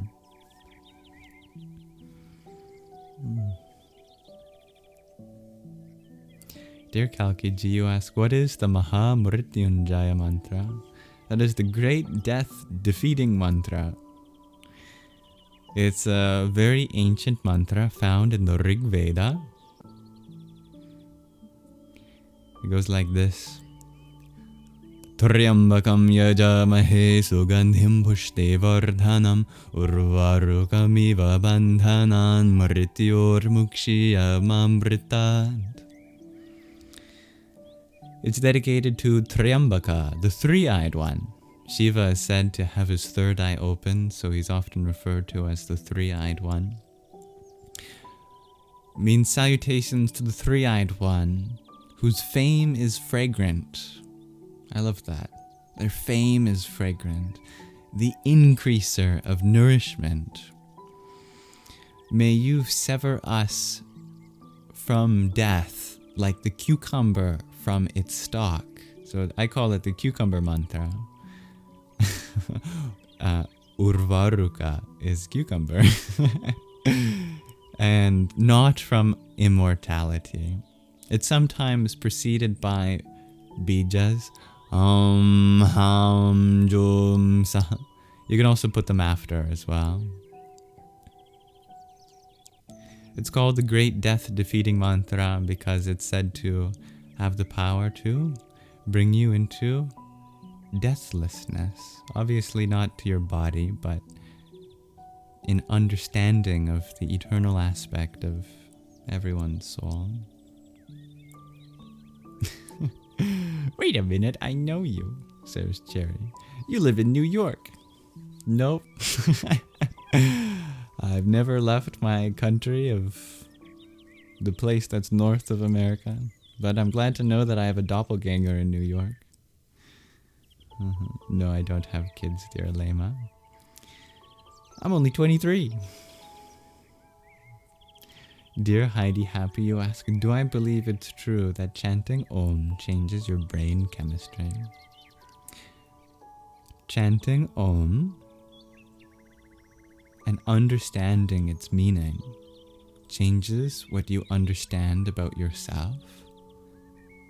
And because we use the brain as the hardware to run the software of our mind, and the mind serves our sense of self, any change in our sense of self will have a change in our brain chemistry overall. So absolutely. That's true for chanting Om as it is true for anything that affects our mind, which is, well, everything in life. But absolutely in the most profound and wonderful sense, chanting the Pranāva, we'll do something like that. We were just learning about that in the Vijnana Bhairava Tantra, the first yukti that we read today, the 16th of the 112 gateways to liberation, recommends chanting the roar of joy.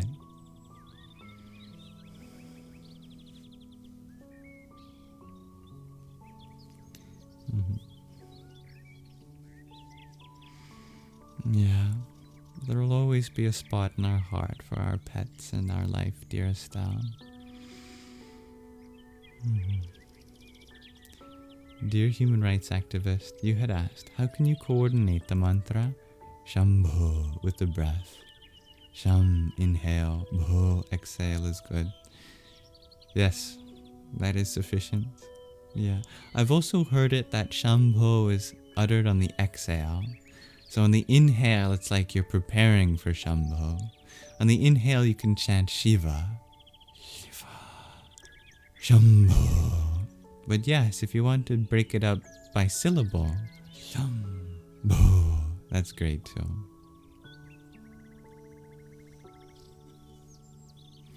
My actual name is Liam, dear AAA. So Yam is in my actual name. It's just following the letter L. L, Yam.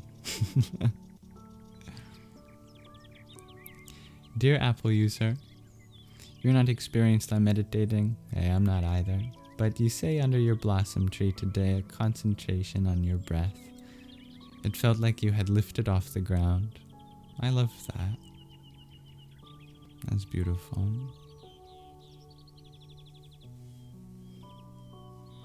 AAA, you ask, is it dangerous to have your third eye open early? Not if you understand the third eye simply to mean that you recognize the divine within everything. And that's a very peaceful experience. That you look at a flower, this flower is divine. You look at your friends, my friends are divine. You look at your family, my family is divine. You see God as everything. You are no longer seeing with your material eyes that just perceive things as material. You are seeing with your spiritual eye that sees everything as spirit.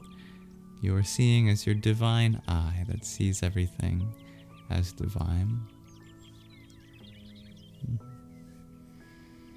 I live in the country north of America, dear blood. My birthday? I was born on Purnima Adhika of 2001, which is the 1st of October. Dear Dean, you ask, can we discuss the correlation between healthy gut microbacteria biome and the mind? Certainly.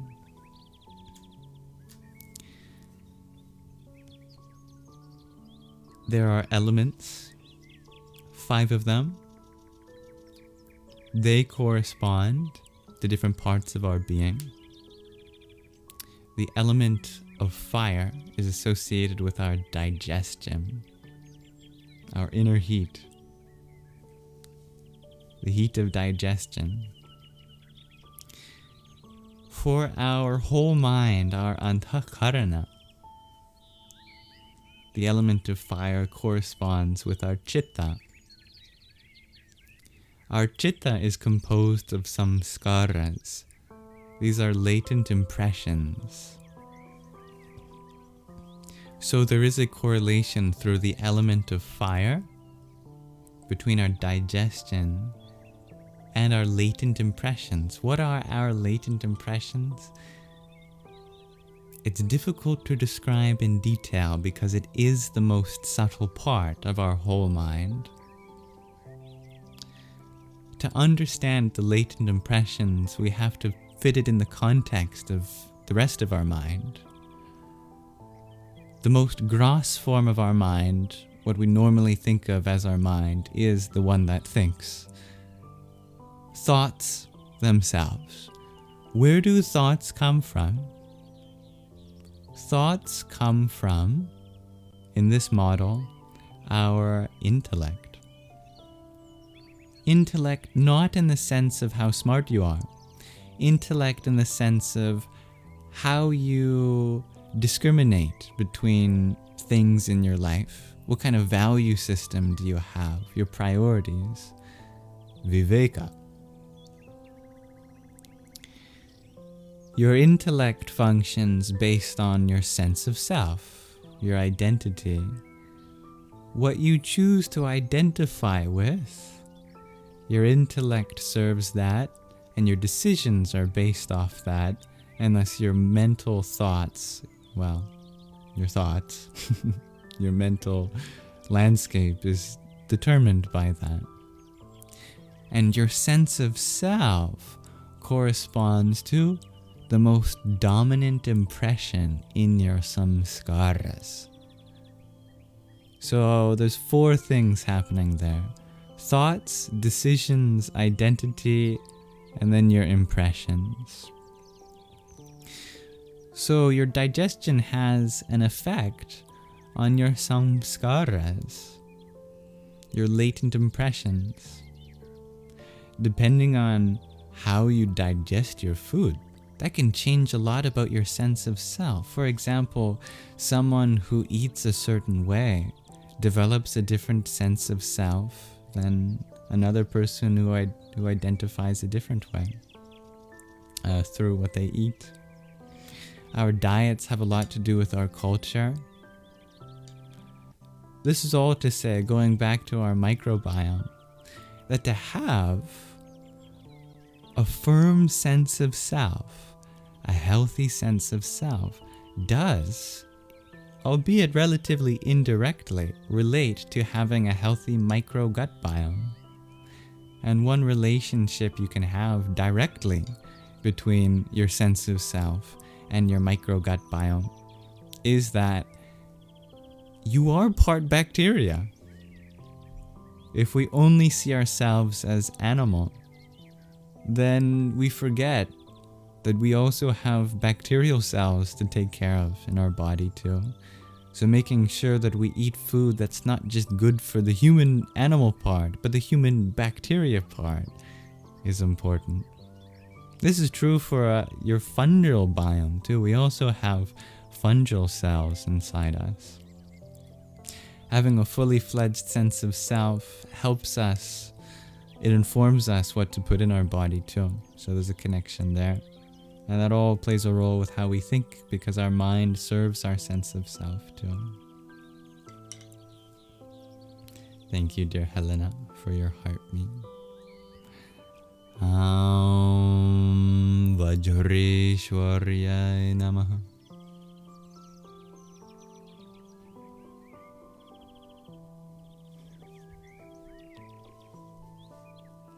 Where in the country of North of America do I live? I live on Vancouver Island.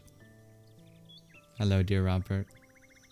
Dear AAA, you asked what spiked my interest in spirituality. I think it would be more accurate to say that spirituality is an interest in the truth of your reality. At least that's what it was for me. I didn't know it was spiritual at the time. In fact, I was anti-spiritual. I sought the answers through physics, dry mathematical equations beyond any sort of superstition. Eventually, I realized that my quest was not purely a physical one. It was a spiritual one. What is the source of all equations that could possibly derive the laws of this universe? From where do all the numbers come?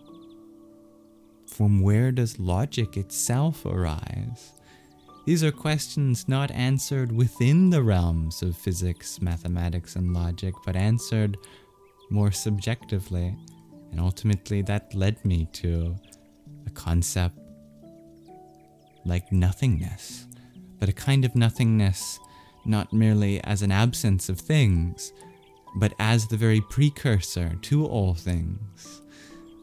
A source so empty, in and of itself, that it had space to spark all of existence, and connecting that to the space of our own consciousness. That was how my journey became spiritual.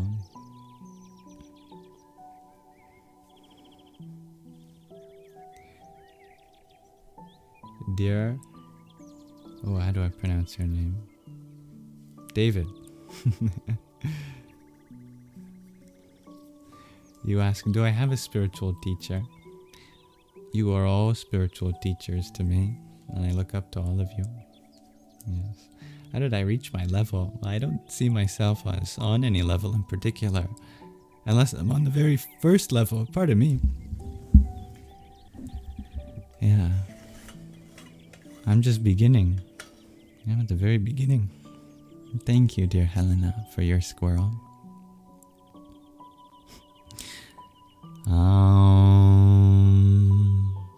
Vahnivasinyai Namah.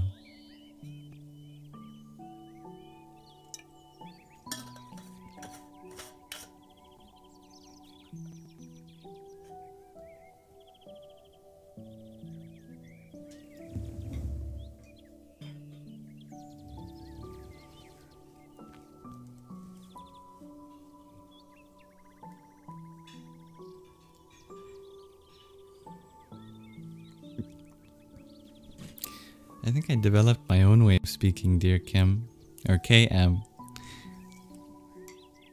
Kum. That's how you pronounce that. Kum. I definitely speak in a unique way, even from the people I grew up with. It has a lot to do with being neurodivergent and spending a lot of time on the internet. I didn't do a lot of socializing when I was younger, and so I learned from many voices from around the world online, thousands of hours of the internet.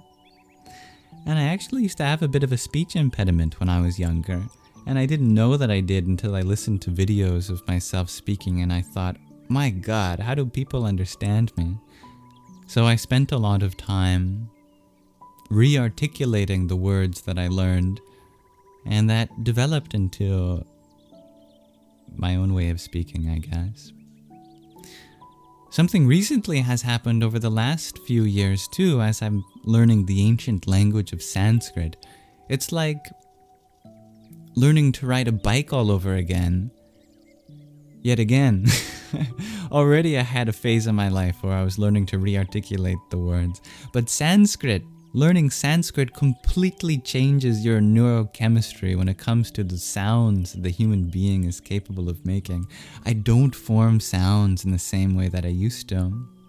For example, I now understand that the S is truly a dental sibilant, and you should put your tongue next to your teeth to pronounce that sound. Sa, sa. That changes the way you move your jaw and everything.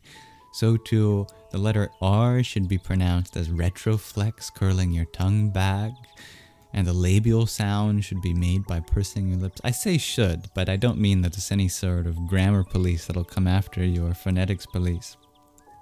But just understanding the sacred metaphors that exist in ancient language, there is a very specific way of articulating each part of our organs of speech, and that has dramatically transformed the way I understand how we communicate itself. So I think many people here can even tell that my diction has changed in the last few years. Good night, dear Kalkiji. We did have a book reading about an hour ago, dear KM. We were reading the Radiant Sutras. And soon we shall have another reading of the Pocket Rumi, the very last episode of the Pocket Rumi as well. That's okay, dear AAA. You're welcome to ask such questions. I have gone through hardship to understand many things about myself. And although I wouldn't wish hardship on anyone, I can say that I am grateful for a lot of the hardship that I endured in retrospect. Obviously, in the moment, it's not so good to be in pain, physically or mentally. But in hindsight, you can use those experiences to learn something more. And absolutely, myself included, whenever I try to take advantage of my own experiences, positive or negative, they lead me to another aspect of the truth of myself and this universe. It's interesting to know we're the same age. Thank you, dear Helena, for your rose. Nityaya Namaha. I did make some videos when I was on my physics journey, dear Sonder. What am I saying after I hum? After I do the sacred hum? The Onkara, the Pranāva, various mantras in the language of Sanskrit. Good evening, dear Crown City cards.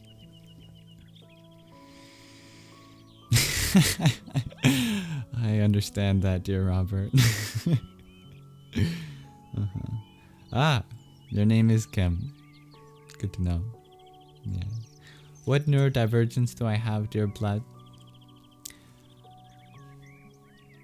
The only thing I have a definitive diagnosis of is ADHD.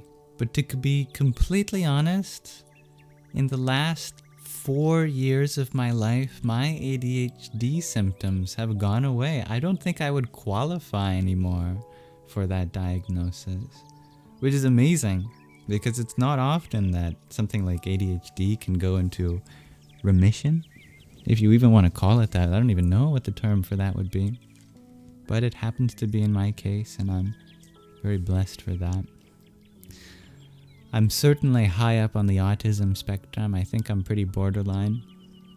I took an online test one time that was pretty comprehensive, but it's an online test, and I scored 64.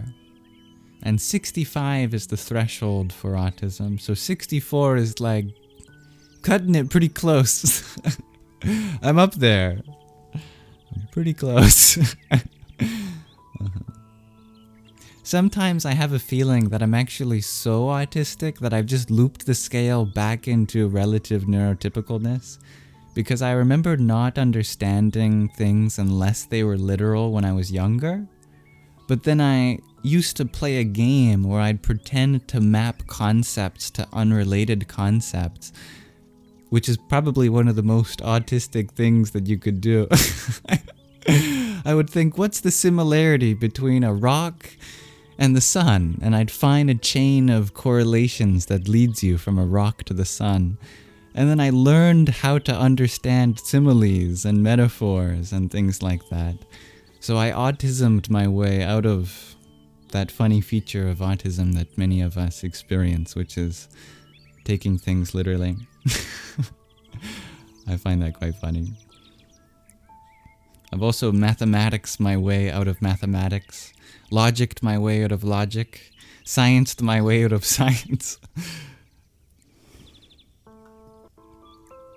And I've neurodivergenced my way out of feeling different from everybody. I actually feel really connected with the uniqueness within everyone. If you know what I mean, there comes a point where you feel like you are so different, but yet everyone else is, and we're so alike in that difference.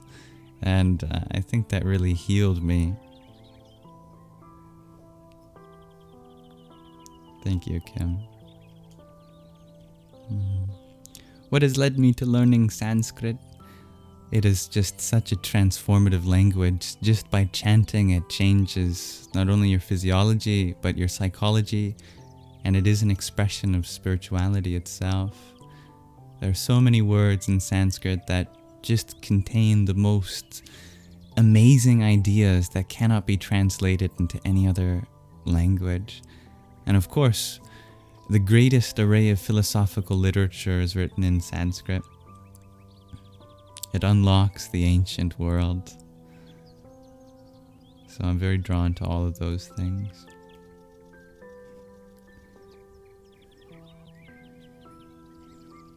Will there be something else instead of ruminations when we finish that? Yes, I'm sure we'll have more ruminations, but we'll use that slot for some poetry reading. Thank you, the Flower Power Path. We're all on this healing journey together. Hello, dear Guru Tanit. Nice to see you again. Saying, I want hardship is not a common request. Indeed. Though we all secretly pray for it, even if we don't realize we do. Whenever we pray to the universe for some virtue, we are really praying for the challenge that will beget that virtue. You pray for patience, the universe sends you someone that will test your patience. You pray for strength, the universe will send you something to test your strength. You pray for wisdom, the universe will send you something to test your wisdom. All of those things could be described as hardship. But if you know that they are not truly there to harden you, but soften you, maybe we can call them soft ship. The ship that leads us into our softness.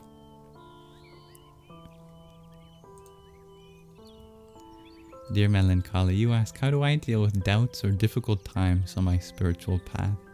Well, I know I truly am on the path when I am experiencing those things, because when you are questioning yourself, that is a form of doubt, but that's also what's known as Atma Vichara, self-inquiry, the most direct path to the self, that is the spirit.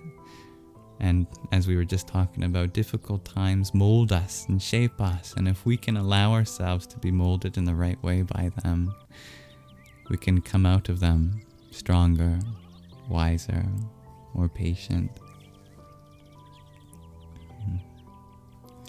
How did my ADHD symptoms go away?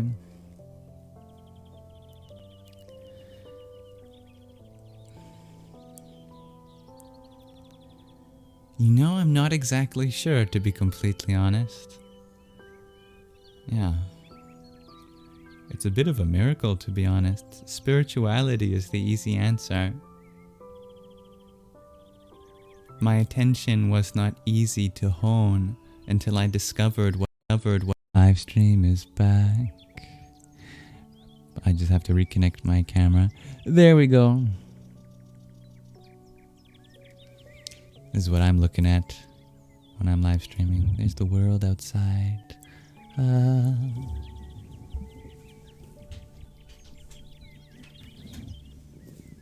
Thank you for your patience with all that.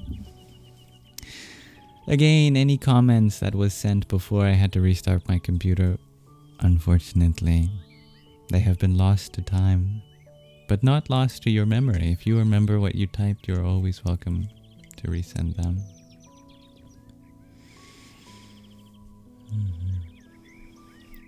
Perhaps it's the universe telling you to get off your phone and get ready for bed. Sure, Kim.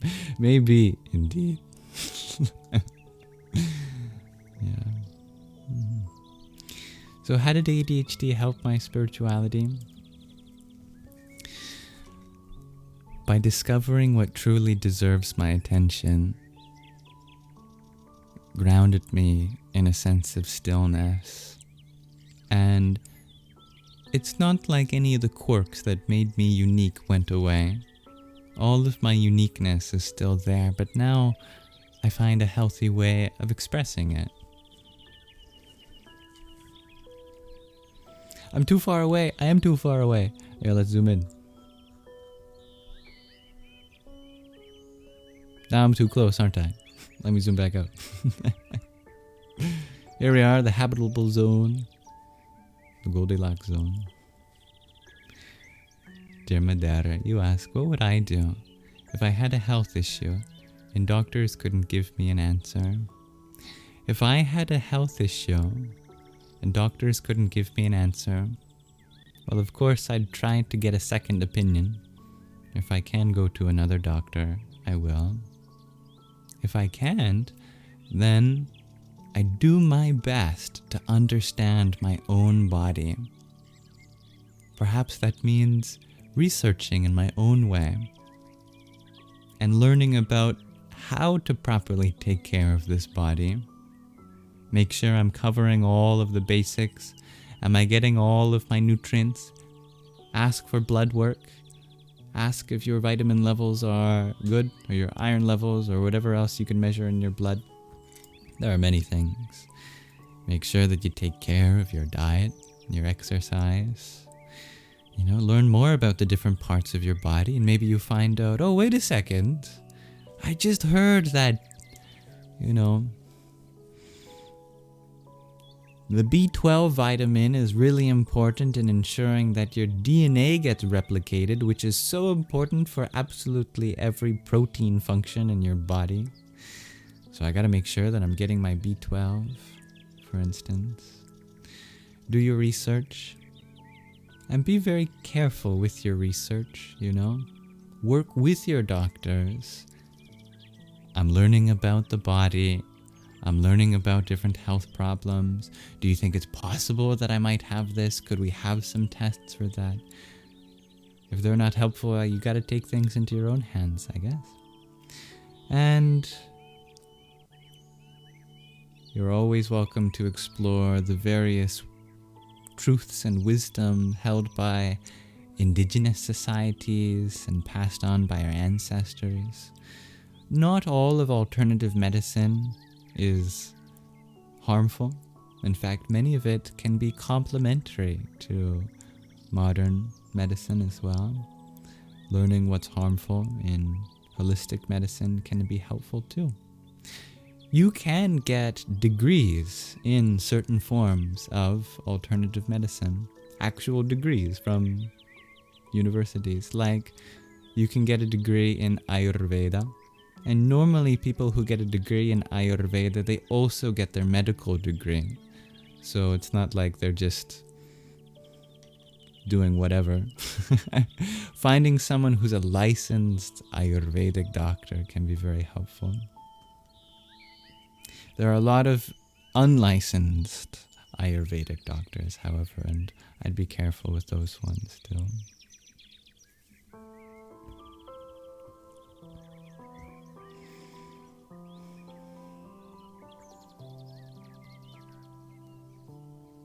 Do I ever use bad words when angry, shares Aries?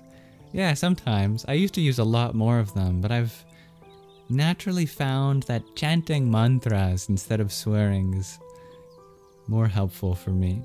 But you could use a swear as a mantra.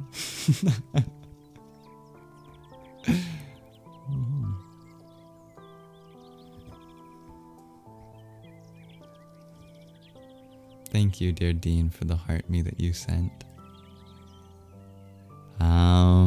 Twaritaya Namaha.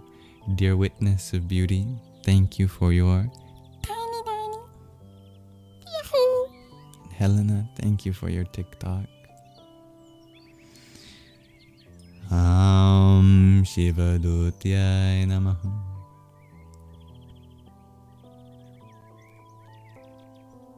Are fats found in meats good for you? I cannot tell you what's good for your body. Every body is different. I have lived the last year and a half without meat or animal fat, and I am healthy. Don't take my word for it. My doctor has affirmed this, and my doctor is a very wonderful doctor. I'm very blessed to have her. She's wonderful. If it so happened that for whatever medical reason I needed to go back to eating meat, that is an option that I won't rule out, but at this time, my body is healthy without it. I do make sure I do get a healthy supply of fats, like from ghee. Ghee is a very healthy form of fat. Good oils. Of course, oils are also forms of triglycerides, which fats are a part of too. And good fats in legumes and nuts as well. But every body is different. I can't tell you what should go in your body and what should not. Listen to your own body. After you have a meal, how do you honestly feel? You can try meditating. How is your body adapting to the food? You can even take a journal of how you feel and what food you ate that day. You'd be surprised to know how good you are at picking up on patterns. For example, almost everyone that's had a discovery of lactose intolerance has picked up on that pattern. Wait a second. Every time that I eat ice cream, I feel glummy afterwards. I wonder if there's a connection there. And after that cheese pizza last night, I was on the toilet for hours. Maybe there's a connection there. You can pick up on those patterns. Some of them are going to be a lot more subtle than that, however.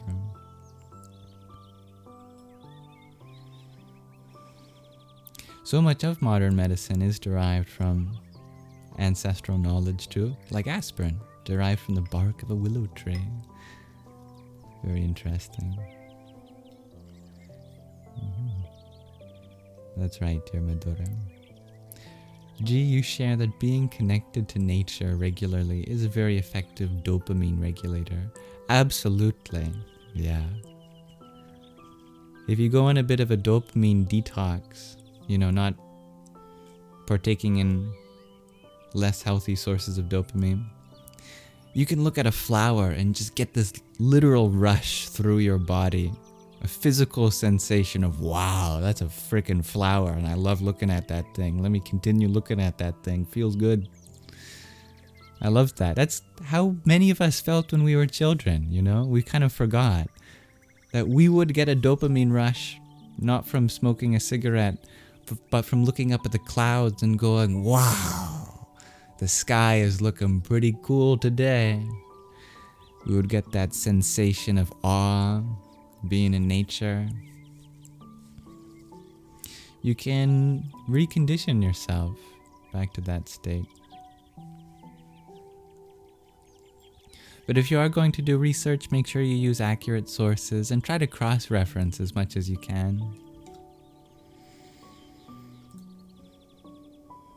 Thank you, dear official Queen Lynette, for the rose you sent. The pair of roses, in fact, and a heart beam.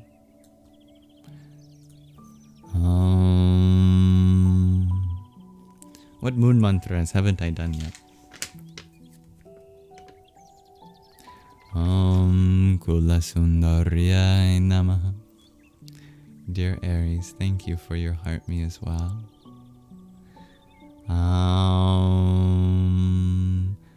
Nila Patakinyai Namaha. Thank you, dear Laurie, for your heart me, Rosa, and thank you, dear Carrie Lou, for your heart me. Vijayaya Namaha.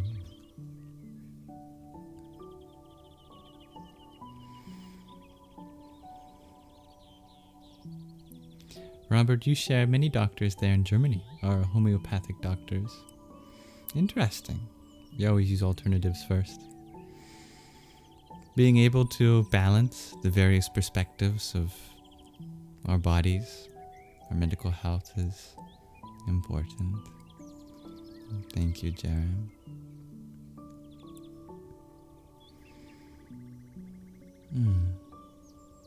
And thank you for sharing something so vulnerable for you, dear Madeira.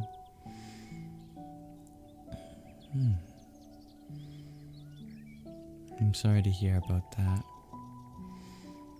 Yeah, make sure you take care of your body.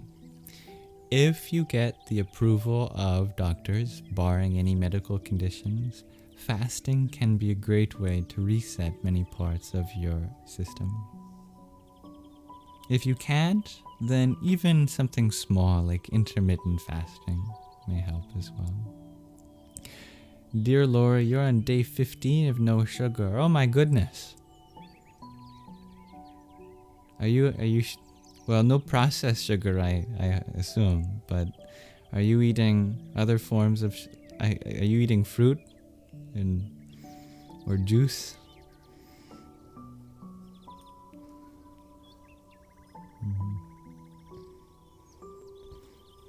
Thank you, dear Rafi, for your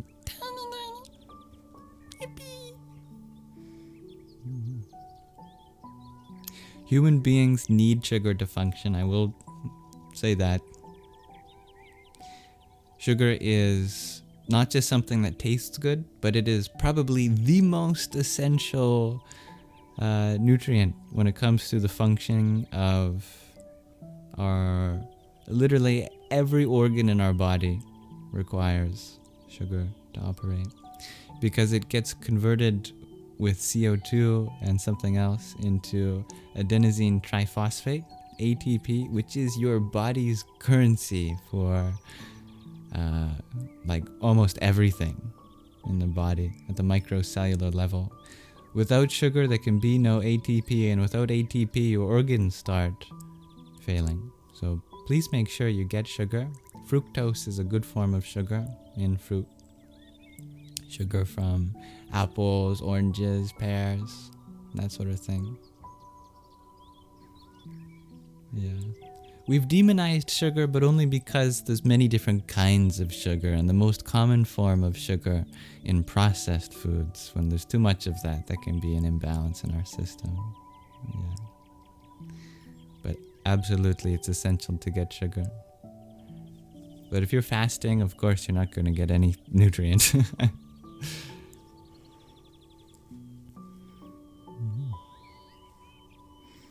Dear official Queen Lynette, you share your grandson has autism and asthma. You need a holistic treatment for asthma. I used to have asthma too, and I definitely was more expressive in my autistic traits as a child. It was hard for me to use inhalers and things like that. So I understand how that could cause complications. Honestly, breath work, pranayama, making sure that you engage in deep breathing, conscious breathing. One thing that really helps me is every time I hear a bell ring, if I'm not already breathing consciously, I'll use the ding of a bell as a reminder to breathe consciously. This is what they do in many Buddhist monasteries, is they ring the bell at different times during the day. And when all the Buddhist monks inside and outside the monastery hear the bell, they take 3 conscious breaths. But you can expand that to any ding sound when a glass clinks with one another or metal bangs. And someone with autism, or people who are higher on the autism spectrum, they can be really good at creating those associations. A kind of form of practical synesthesia. Every time a bell rings, an angel gets its wings, and a Buddhist takes 3 deep breaths.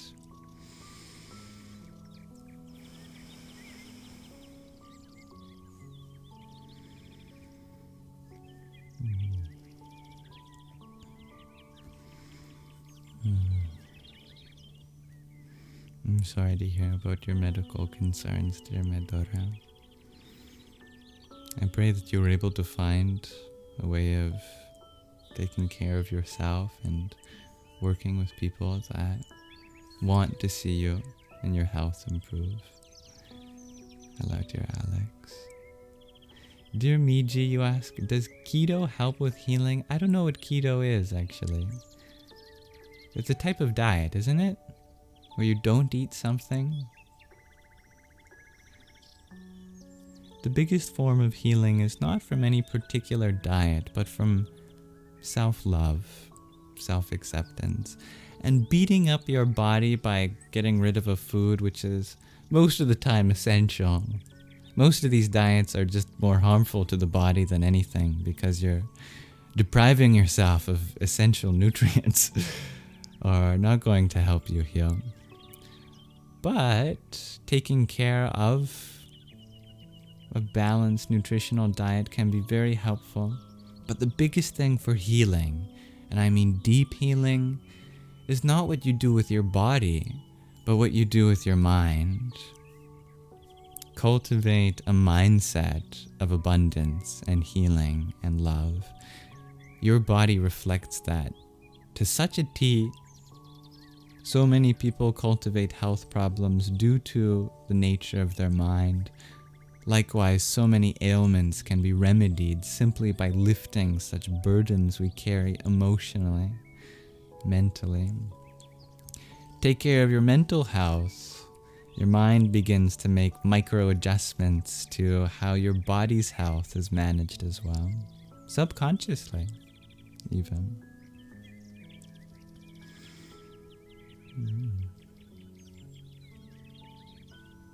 Hello, dear Carrie Lou.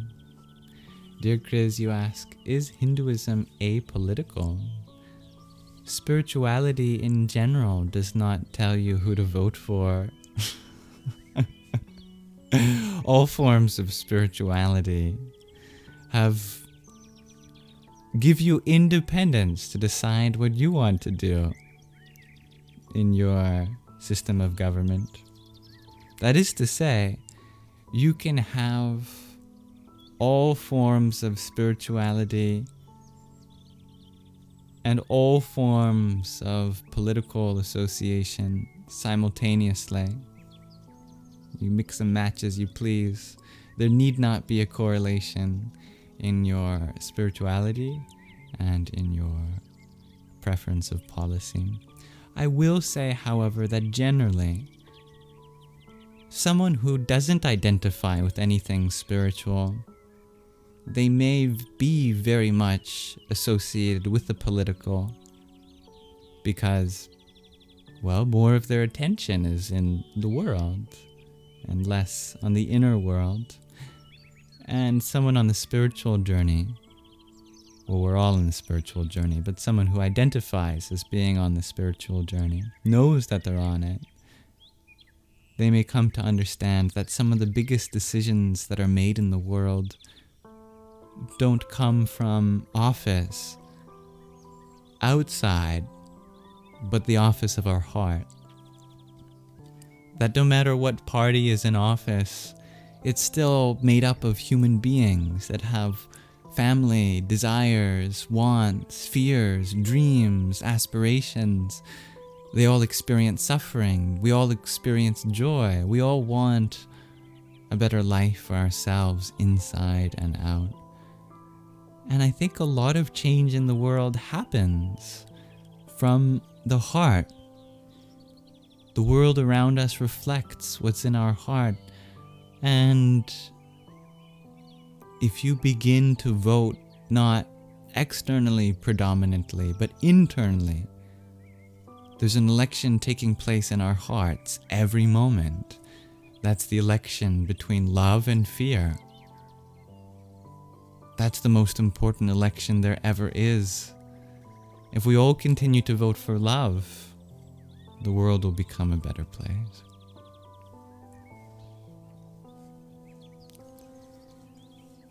I love that, Dean.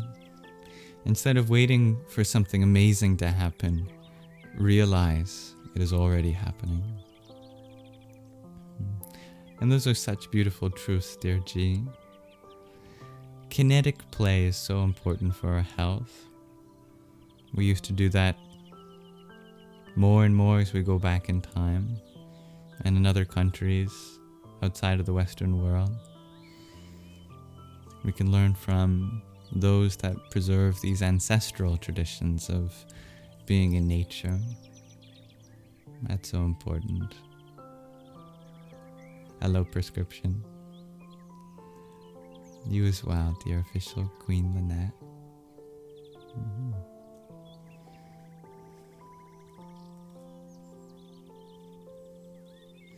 That's so true, dear Kim. The hardest thing with research is making sure you read stuff even when it doesn't align with what you already thought. Being non-biased in our research, covering all different perspectives, that in and of itself is a very healing thing to do. You did fast, dear Madeira. Too much, actually. Well, I'm glad to know you already tried it then.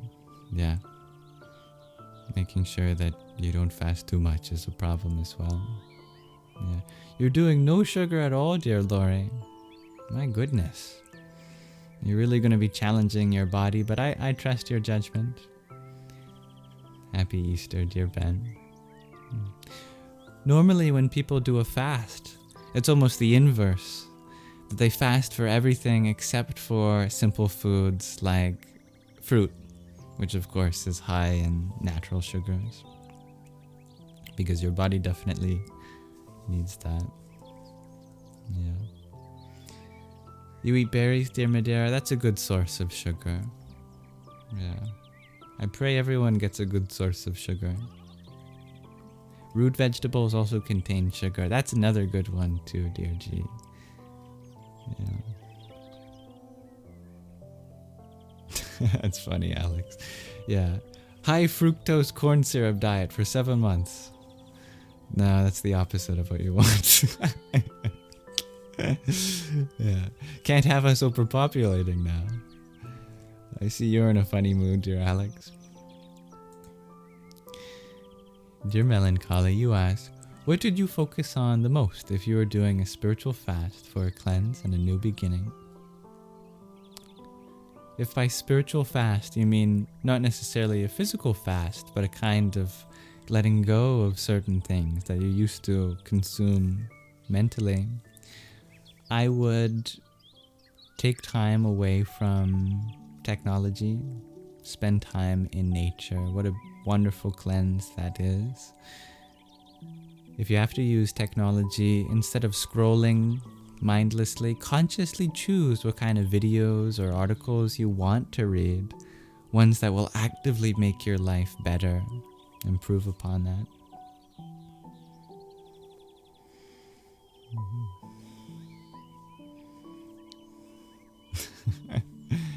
Am I Michael Jackson's son? No.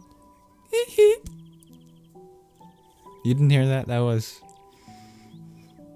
my door. It's just squeaky. It needs some oil.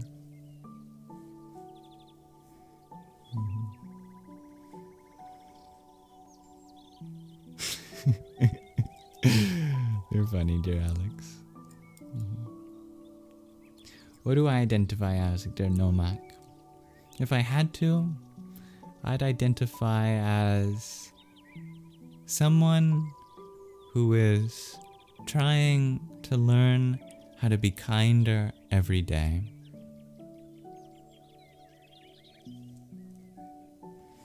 Namaste, dear Chloe. Gate, gate, paragate, parasangate, bodhi, swaha.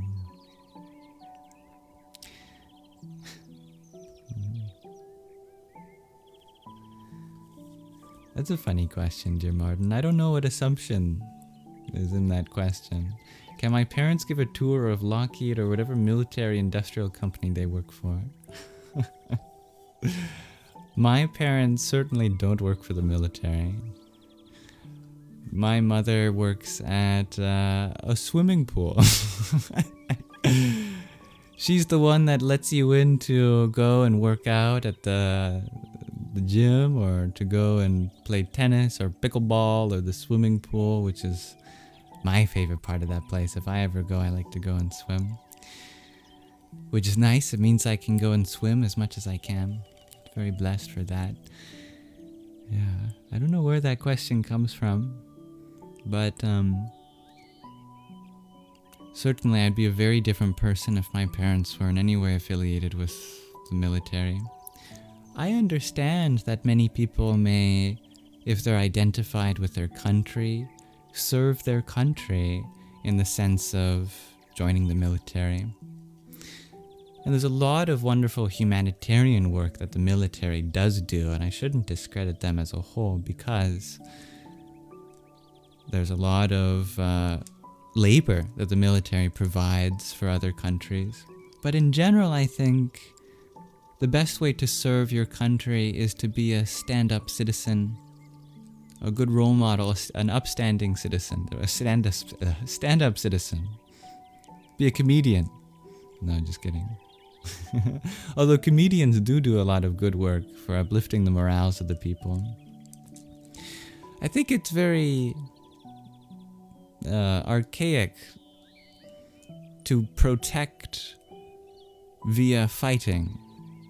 I think we should protect based on a value system of taking care of each other in this world. That if there's disagreements between one nation and another, instead of being a better enemy, be a better friend to those nations, you know? But that's, what do I know? I'm sure it's a lot more complicated than that. But if I had a dream for this world, I don't think we'd need military organizations. And we'd save a lot of money. So much money could be spent on other things.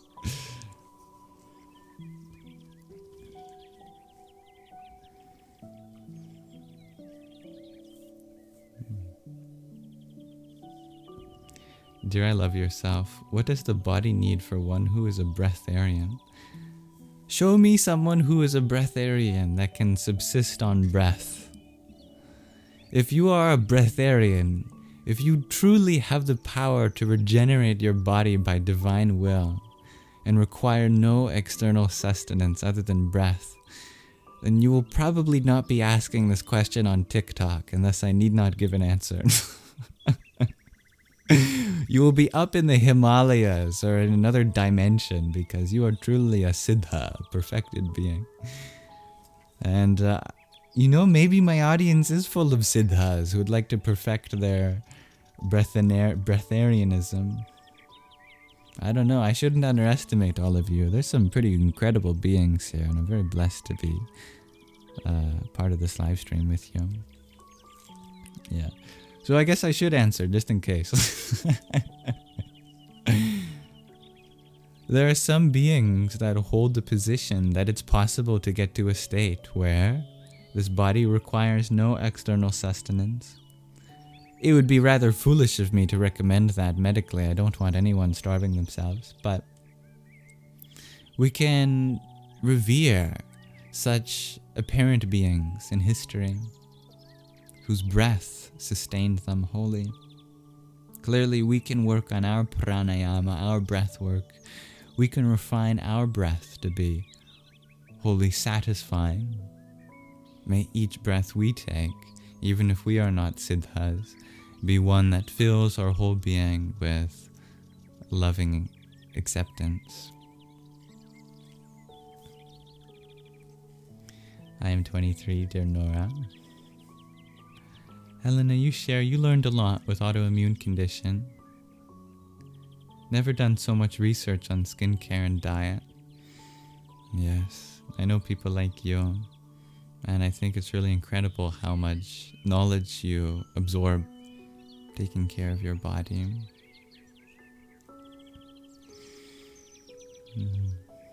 Thank you, dear Courtney. Yeah. That's the ultimate goal of a civilized society. I like that, Robert.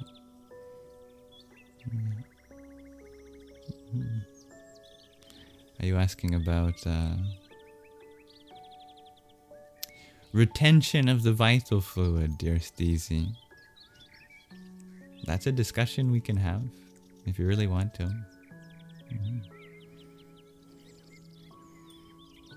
Thank you, dear Helena. Much love, dear. I love yourself.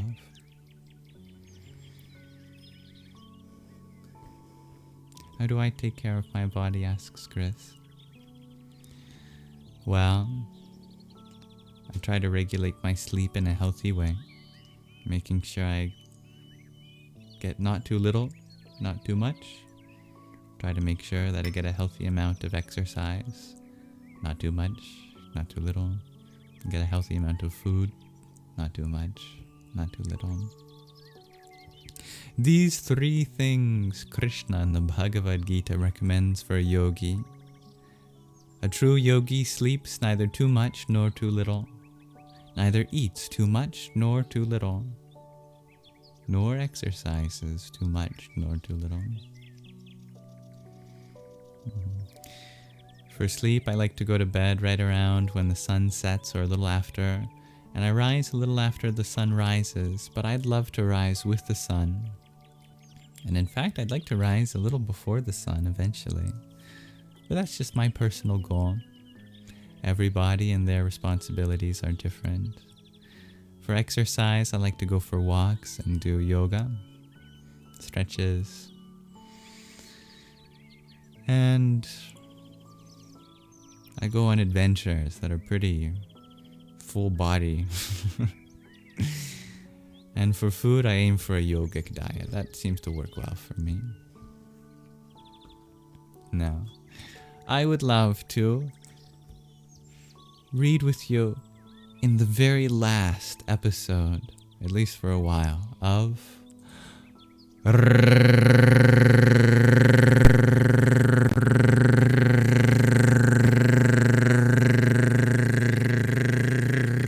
Ruminations. We are reading the very last story in Ruminations. Rumi is a Sufi poet that will always be cherished in our heart. Even from almost a millennia ago, his poems still ring true. This is a short story that he has written, so we have really saved the best for last. May this reading relax your mind and awaken your heart. It's called The Tale of a Bedouin and his wife. Now, what is a Bedouin? This is something I should probably find out before we read.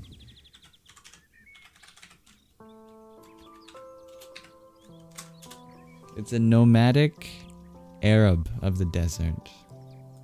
A nomad. Alright. One night. Actually, I should find out how to pronounce that too, shouldn't I? Bedouin. Bedouin. One night, a Bedouin woman said to her husband, "We are suffering hardship and poverty, while all the world is better off than us, and we alone are unhappy. We have no bread, and our only condition is envy. We have no jug, and our only water is our tears. Our only clothing by day is the burning sunshine, and at night only the moonbeams cover us. We imagine the moon to be a loaf of pita bread, and we stretch our hands towards the sky. The poorest of the poor are embarrassed before our poverty.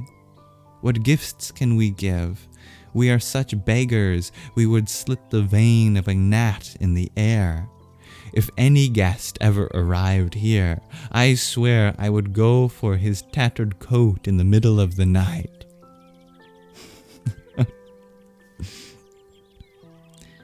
Her husband answered her, "How long will you seek money and seed to sow? What is left of our lives? Most of it is past. A sensible person doesn't dwell on getting more or having less, because both will pass like a torrent, and whether the torrent is limpid and clear or just a turbid flood, don't speak of it, for it passes in a moment. The dove is on the tree, singing praises even though its evening meal is not yet prepared. The falcon has made the king's pleasure his joy and is disinterested in carrion. Every animal, from the gnat to the elephant, knows it is part of God's family.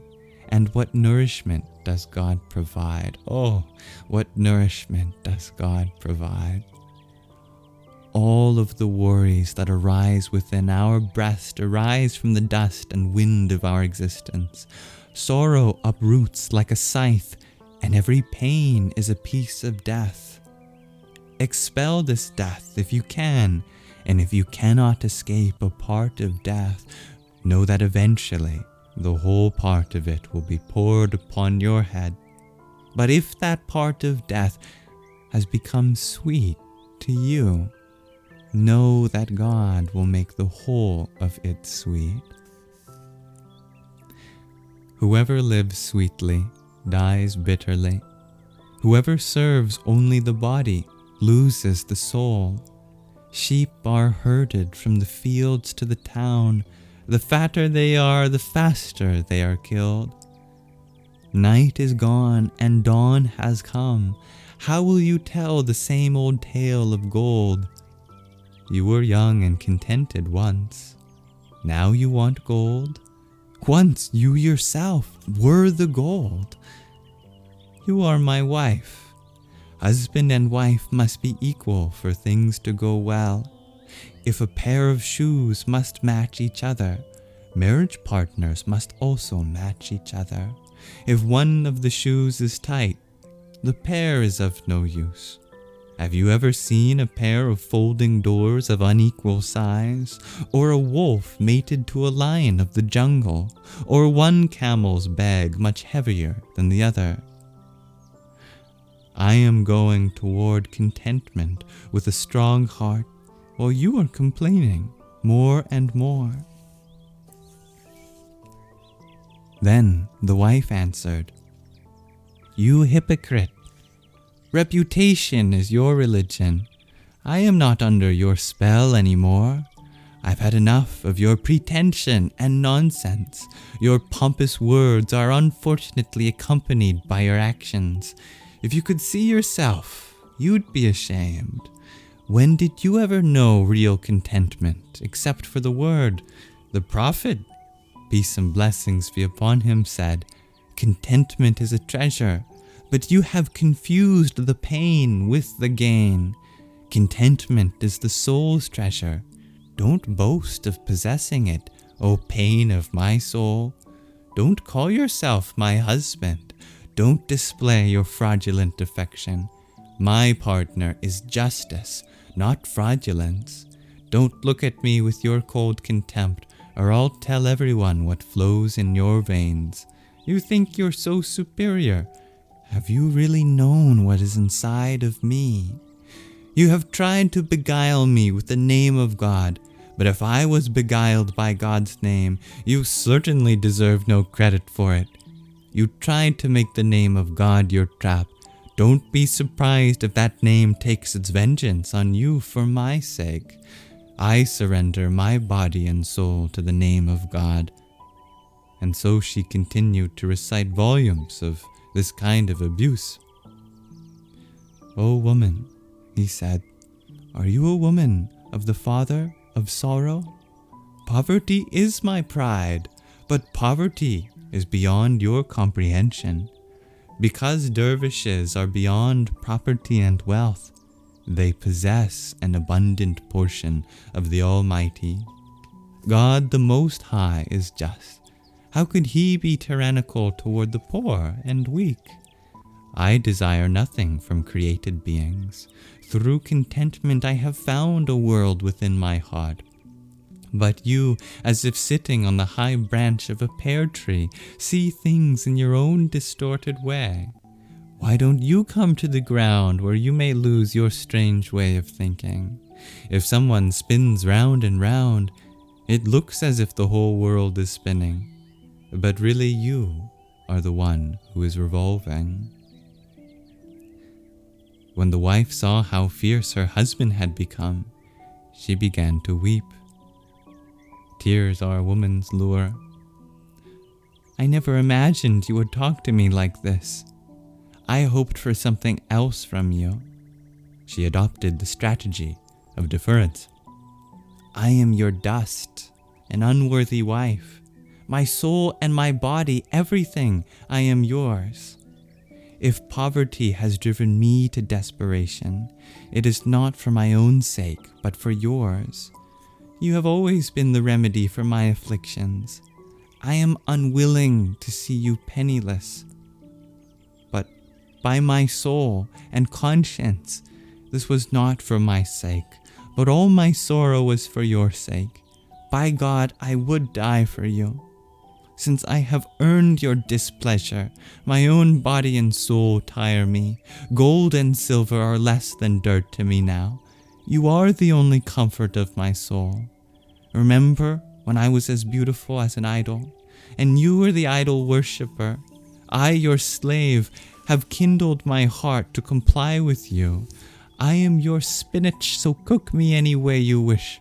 My blasphemy has turned to faith. Let your own conscience plead on my behalf.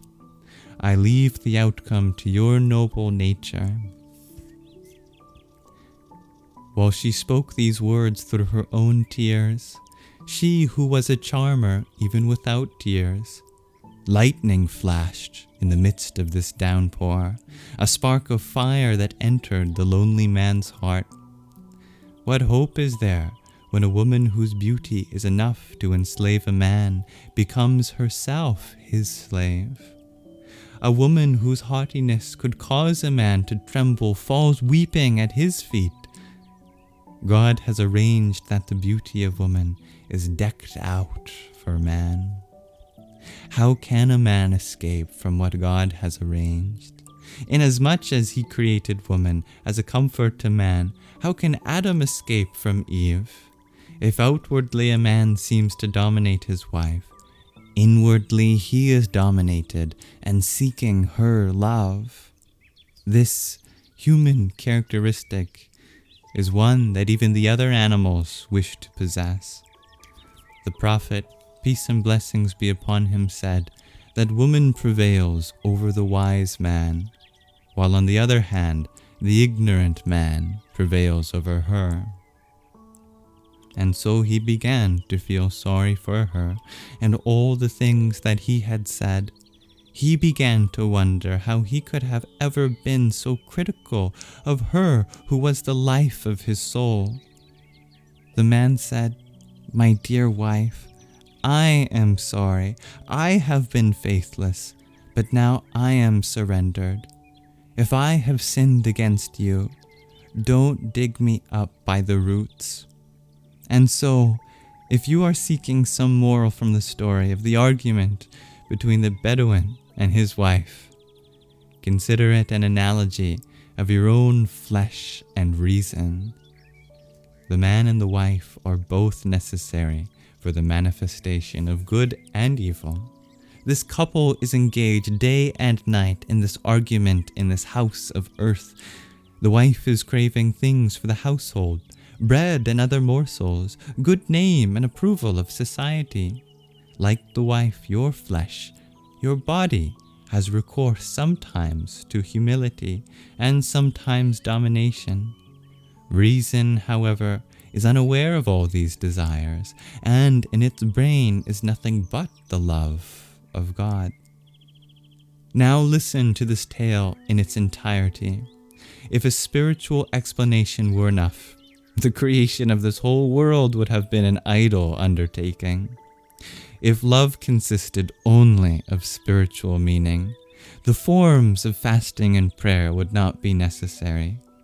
The gifts that lovers give to each other are, compared to love itself, nothing but forms.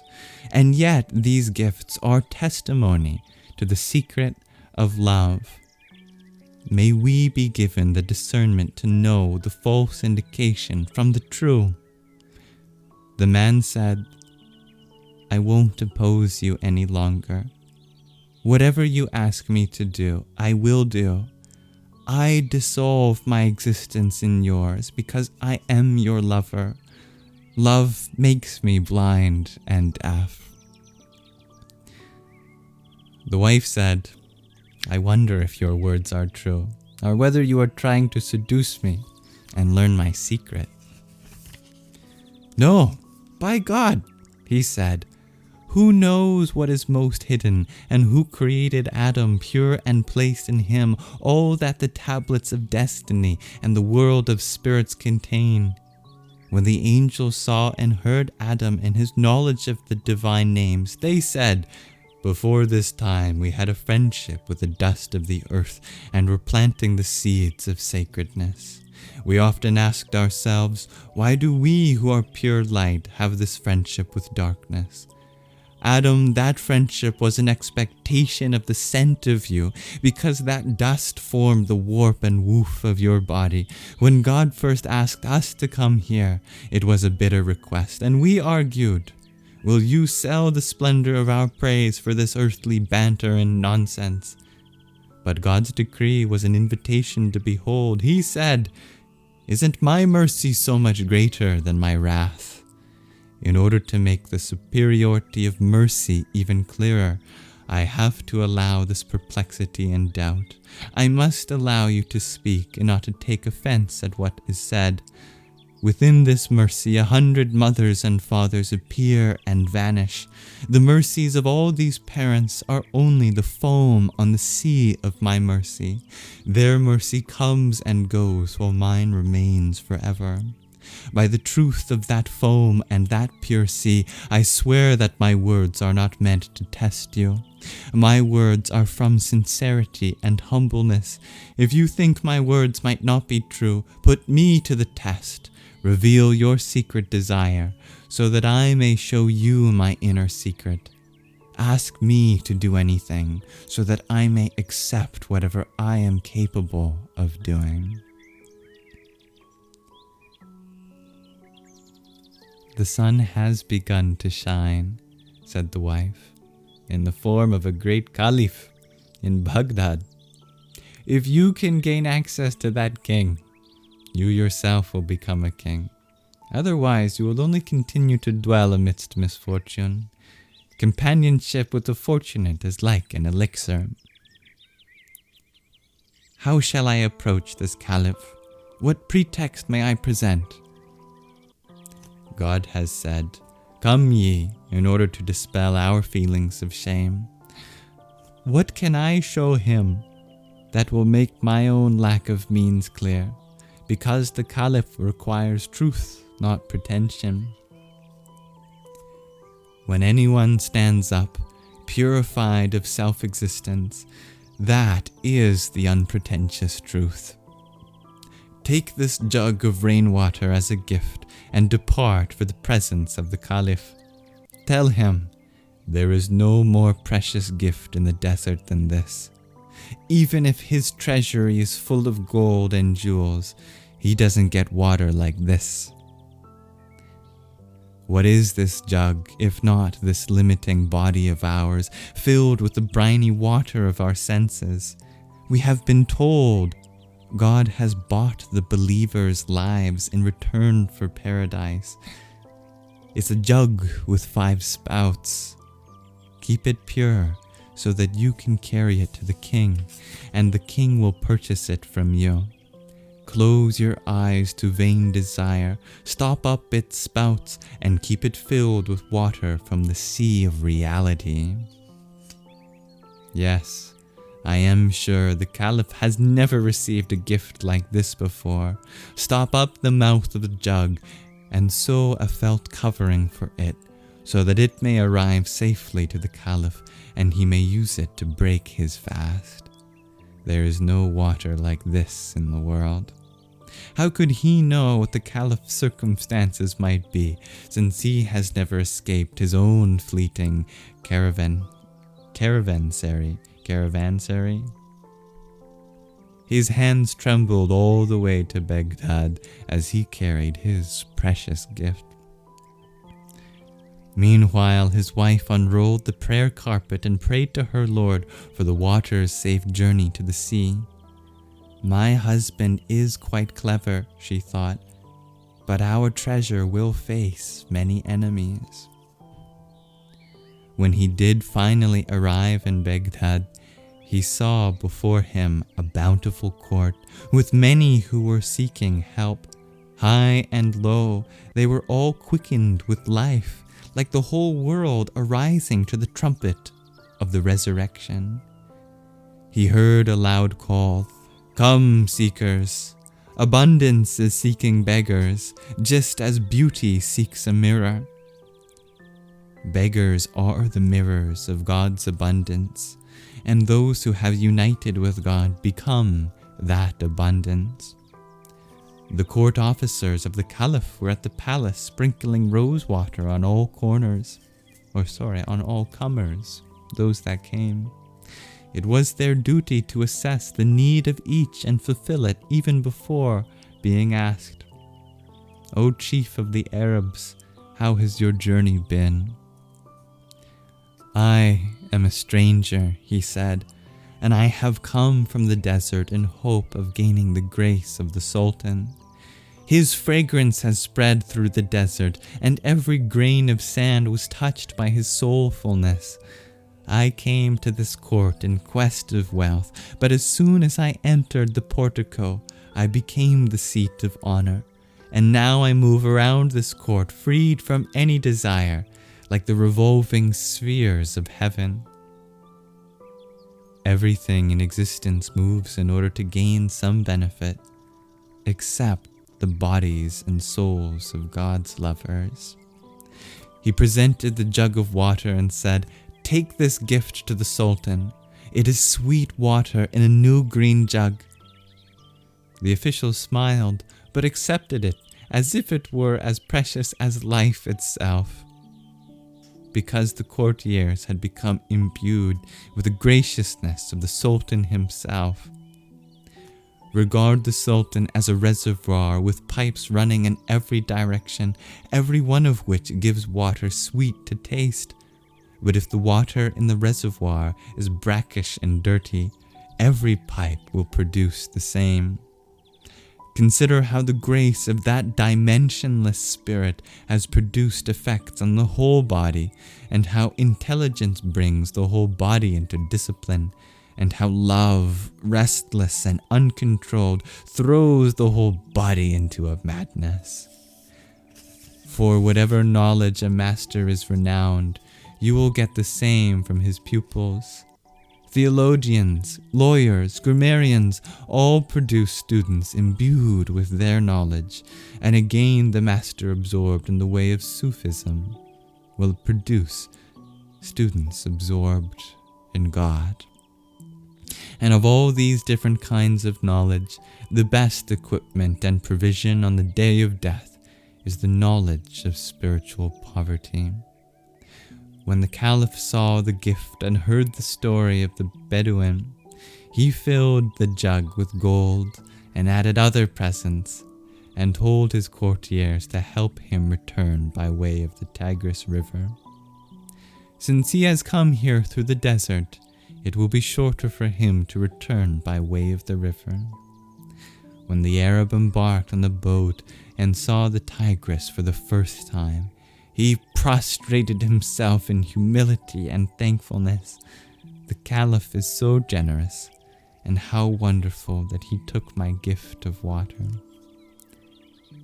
Everything in the universe is a jug filled to the brim with wisdom and beauty. This whole universe is a drop of the Tigris of his beauty. His beauty was a hidden treasure which burst forth and made this earth more resplendent than the heavens. And if the Arab had seen just a branch of the Tigris, he would have destroyed the jug. But the jug is only improved by being shattered. Every piece of it dances in ecstasy, though to the limited mind this sounds absurd. And that concludes the tale of the Bedouin and his wife. So too, if we may turn to the Divine Feminine and ask of her the secret that she guards so dearly, we may find that Tigris that leads us back to the source of all waters. Thank you for listening, and everyone who ever came here to listen to a portion of the Pocket Rumi, as we have finally finished this book. And how grateful I am to be able to listen to the poetry of the Sufis, the mystical branch of Islam. Amazing, heart-rending, powerful beyond measure. I have learned so much from this experience, and I trust you have too.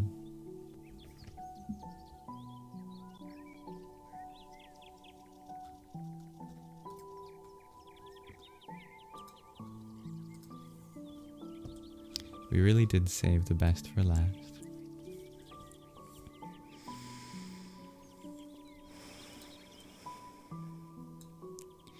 Thank you to those who sent a gift whilst we read. We got a lot of them. Dear Davis, thank you for your heart, mate. Sarvamangalaya namaha. Dear Rebecca, thank you for your rose. Jwala Malinyai Namaha. Dear Elixir, thank you for the rose. The 1, 2, 3, 4, 5, 6 roses. The squirrel, team cheers, bracelet, another team cheers. Another team cheers. Popular vote. A team bracelet, a trio of roses, a pair of squirrels, and another trio of roses. Never expected, but deeply appreciated. Sadhyoja tam prapadyami sadhyoja taya vai namo namah bhave bhave nati bhave bhavaswamam bhavodbhavaya namah.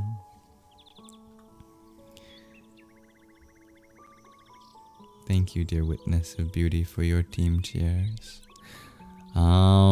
Vamadevaya namo Jyeshtaya namah Shreshtaya namo Rudhraya namah Kalaya namah Kalavikarnaya namo Balaya namo Balavikarnaya namo Balapramathanaya namah Sarva Bhuta Damanaya namo Manonmanaya namah. And dear Samra, thank you for a whole galaxy. Aghorebhyo ta ghorebhyo aghora ghore tharebhya sarvatah sharva sarvebhyo namaste rudra rupebhya. Thank you, dear Jackie, for your finger heart and your tiny tiny. Your pair of tiny dinies, in fact. Yippee! And dear dancing Aurora Borealis, thank you for your hearts. Tatpurushaya vidmahe mahadevaya dhimahi tanno rudra prachodayat. Hello, little wing Nico. Thank you, dear D. I'm glad you find something to lighten the mood for you, dear SK. Laughter is the best medicine. Thank you, dear Isabella, for your trio of finger hearts.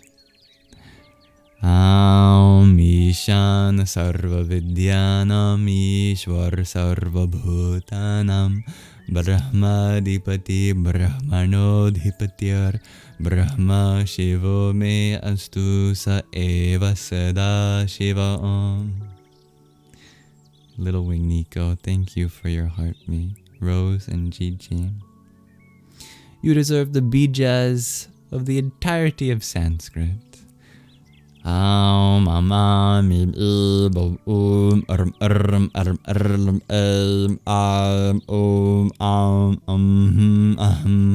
Kam kham gam gam ngam cham cham jam jam nyam tam tam dam dam nam tam tam dam dam nam pam pam bam bam mam lam ram lam vam sham sham sam ham sham.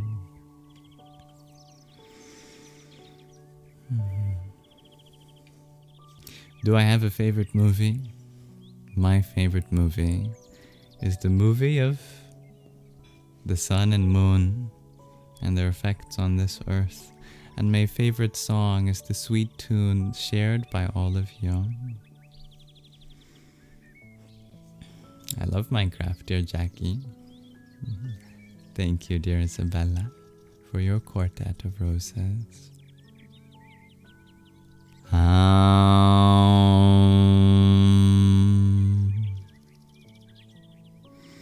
Agnimirle purohitam yajnasya devam ritvidam hotaram ratnadhatamam.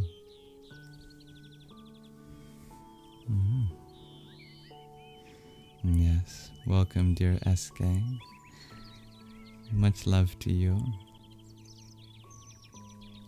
May all that we have to learn from each other be conducted with grace, May you know that you are a blessing in this universe, and I'm grateful to share it with you. It would not be the same without you. Good night, dear Robert. And thank you, dear G, for extending a warm welcome to SK. We've come to the end of our Sangha, but not before we end with a mantra meditation. If you are interested in exercising your vocal cords, meditating on the sacred sounds of Sanskrit, and connecting with a very fierce form of the divine, we've got another mantra meditation planned. This one comes from the Kamika Agama, the ancient Dravidian scripture of South India. This bija is Chang. This bija is said to have the color of black, specifically collyrium black, known as Anjana in Sanskrit. It is associated with a form of the divine known as Chanda Rudra. Chanda means wrathful. Rudra means the one who roars. So Chanda Rudra means the wrathful roarer, or the roarer of wrath. Sounds pretty scary, but it's not directed towards us. It's directed towards any conditioning that we might have, our limiting beliefs, our own negativities. It's said that this bija has the power to destroy these upadhis, our conditions. I've added some pronunciation pointers for this mantra. Om Chang Chanda Rudraya Namah. For example, the O's are always long in Sanskrit, as is the A in Rudraya. At the end of Namah, there is a little exhale known as a visarga, symbolized by an H with a dot under it. Namah. The C in Cham and Chanda, this is a palatal plosive, cha, cha. But the CH is already used for another phoneme in Sanskrit for the breathy palatal plosive, cha, cha. So it's like CH but less breathy. Sanskrit tends to be less breathy than our regular English variants. Chang. Try to do it with as least air as possible. Chang. Finally, the dots under the N and the D in Chanda indicate that they're not regular as you might understand them in English. You curl your tongue back to produce these sounds. Anda, anda, anda. Chanda Rudraya. And the last pointer is there's the M with a dot under it at the end of the first two bijas, or seed syllables. This is a pure nasalization, a very sacred sound called the Anuswara.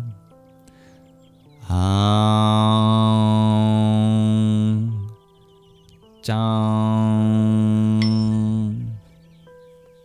They don't correspond to any particular place of articulation, but it does correspond to the nasal cavity as being made the dominant place of resonance.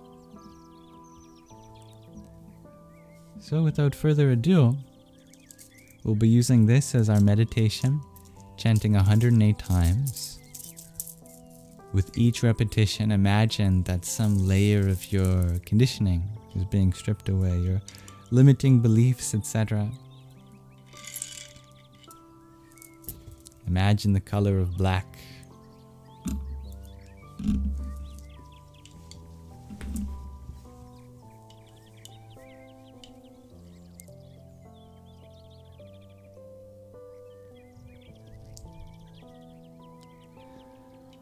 Am Chang Chanda Rudraya Namah. Am Chang Chanda Rudraya Namah. Am Chang Chanda Rudraya Namah. Am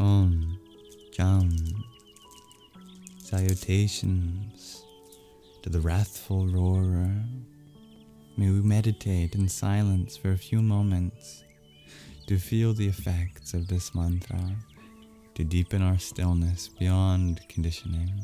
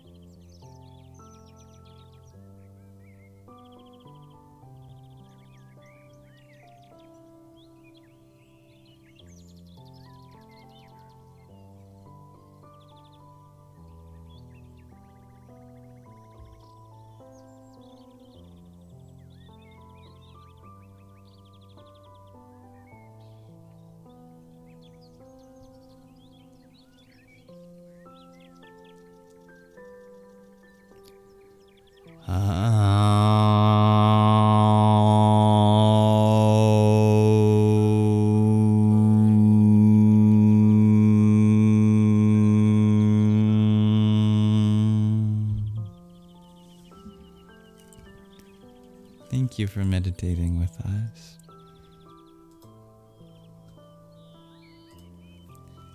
That comes to the end of our Sangha now. Thank you everyone for being part of this space.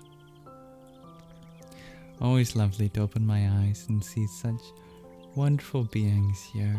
So much love and light. Thank you. Thank you, dear Varga, for the heart me that you sent.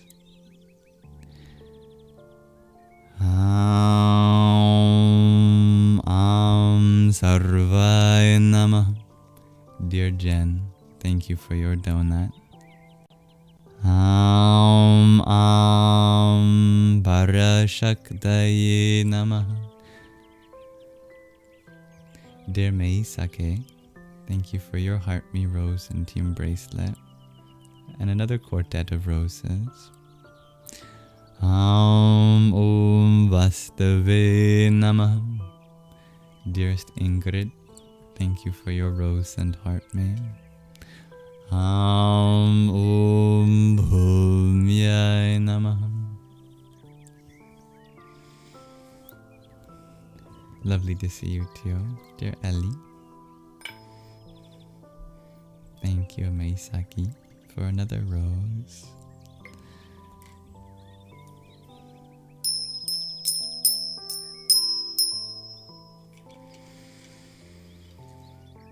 Thank you everyone for being here. I am blessed to live in the universe and to know that this universe includes you also. What a special treat that is. Can I pray for your girlfriend, dear G? Absolutely.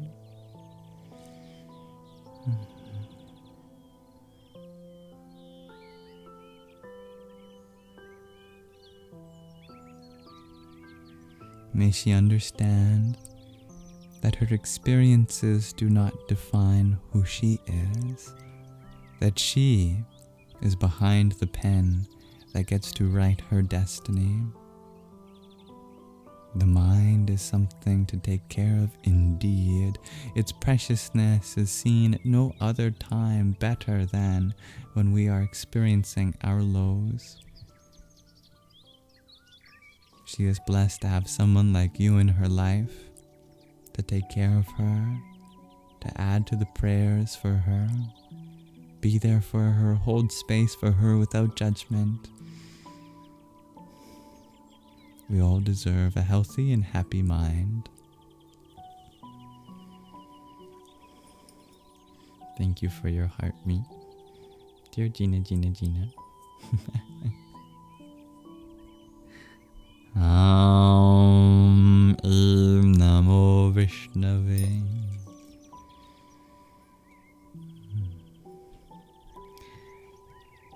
Mayari.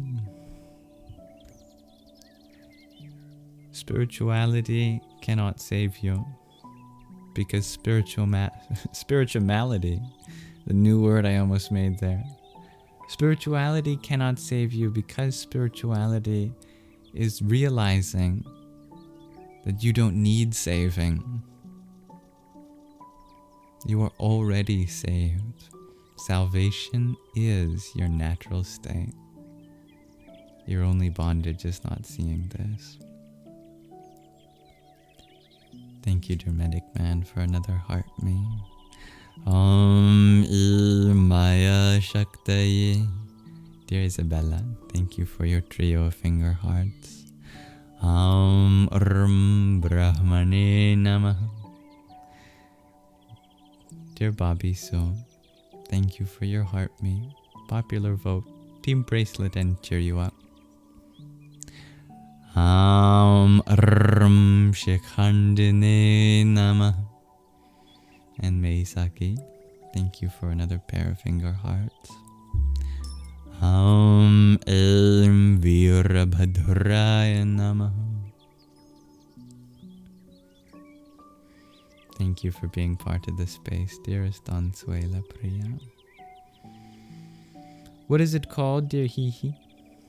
When you feel warmth and a feeling of having what you seek in 10 plus years.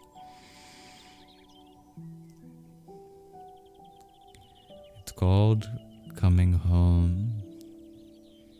Home is that space in the present moment where all the luxuries of the world, past and future, pale in comparison to what you truly value here and now.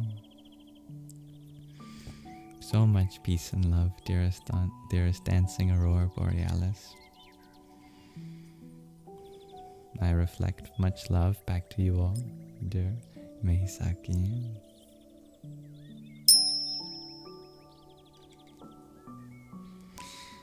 Thank you to my lovely moderators for helping keep the peace. Thank you, dearest G2 Infinity, for being my divine mirror.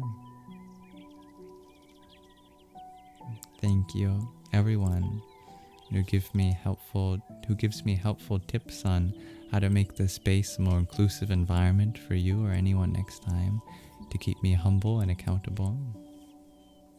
May this live stream be an offering to the divinity within all of us. Aham asato ma sadgamaya tamaso ma jyotirgamaya martyor mamritangamaya. Am shanti shanti shanti. Hari Tat Sat.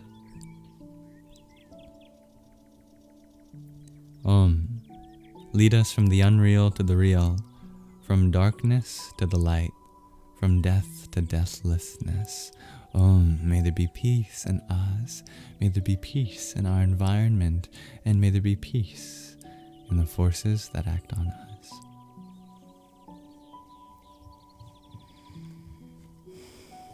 Thank you, everyone, again. As always, this live stream will be posted to my Yamsox Lives YouTube channel for free without any ads.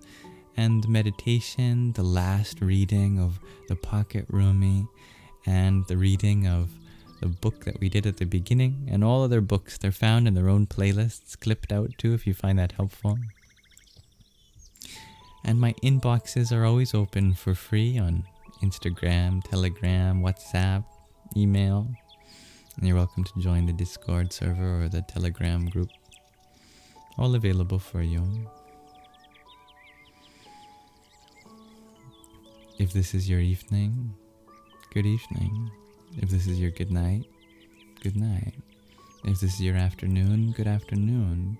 Morning, good morning. Whatever time it is for you, may you have a wonderful rest of your present moment.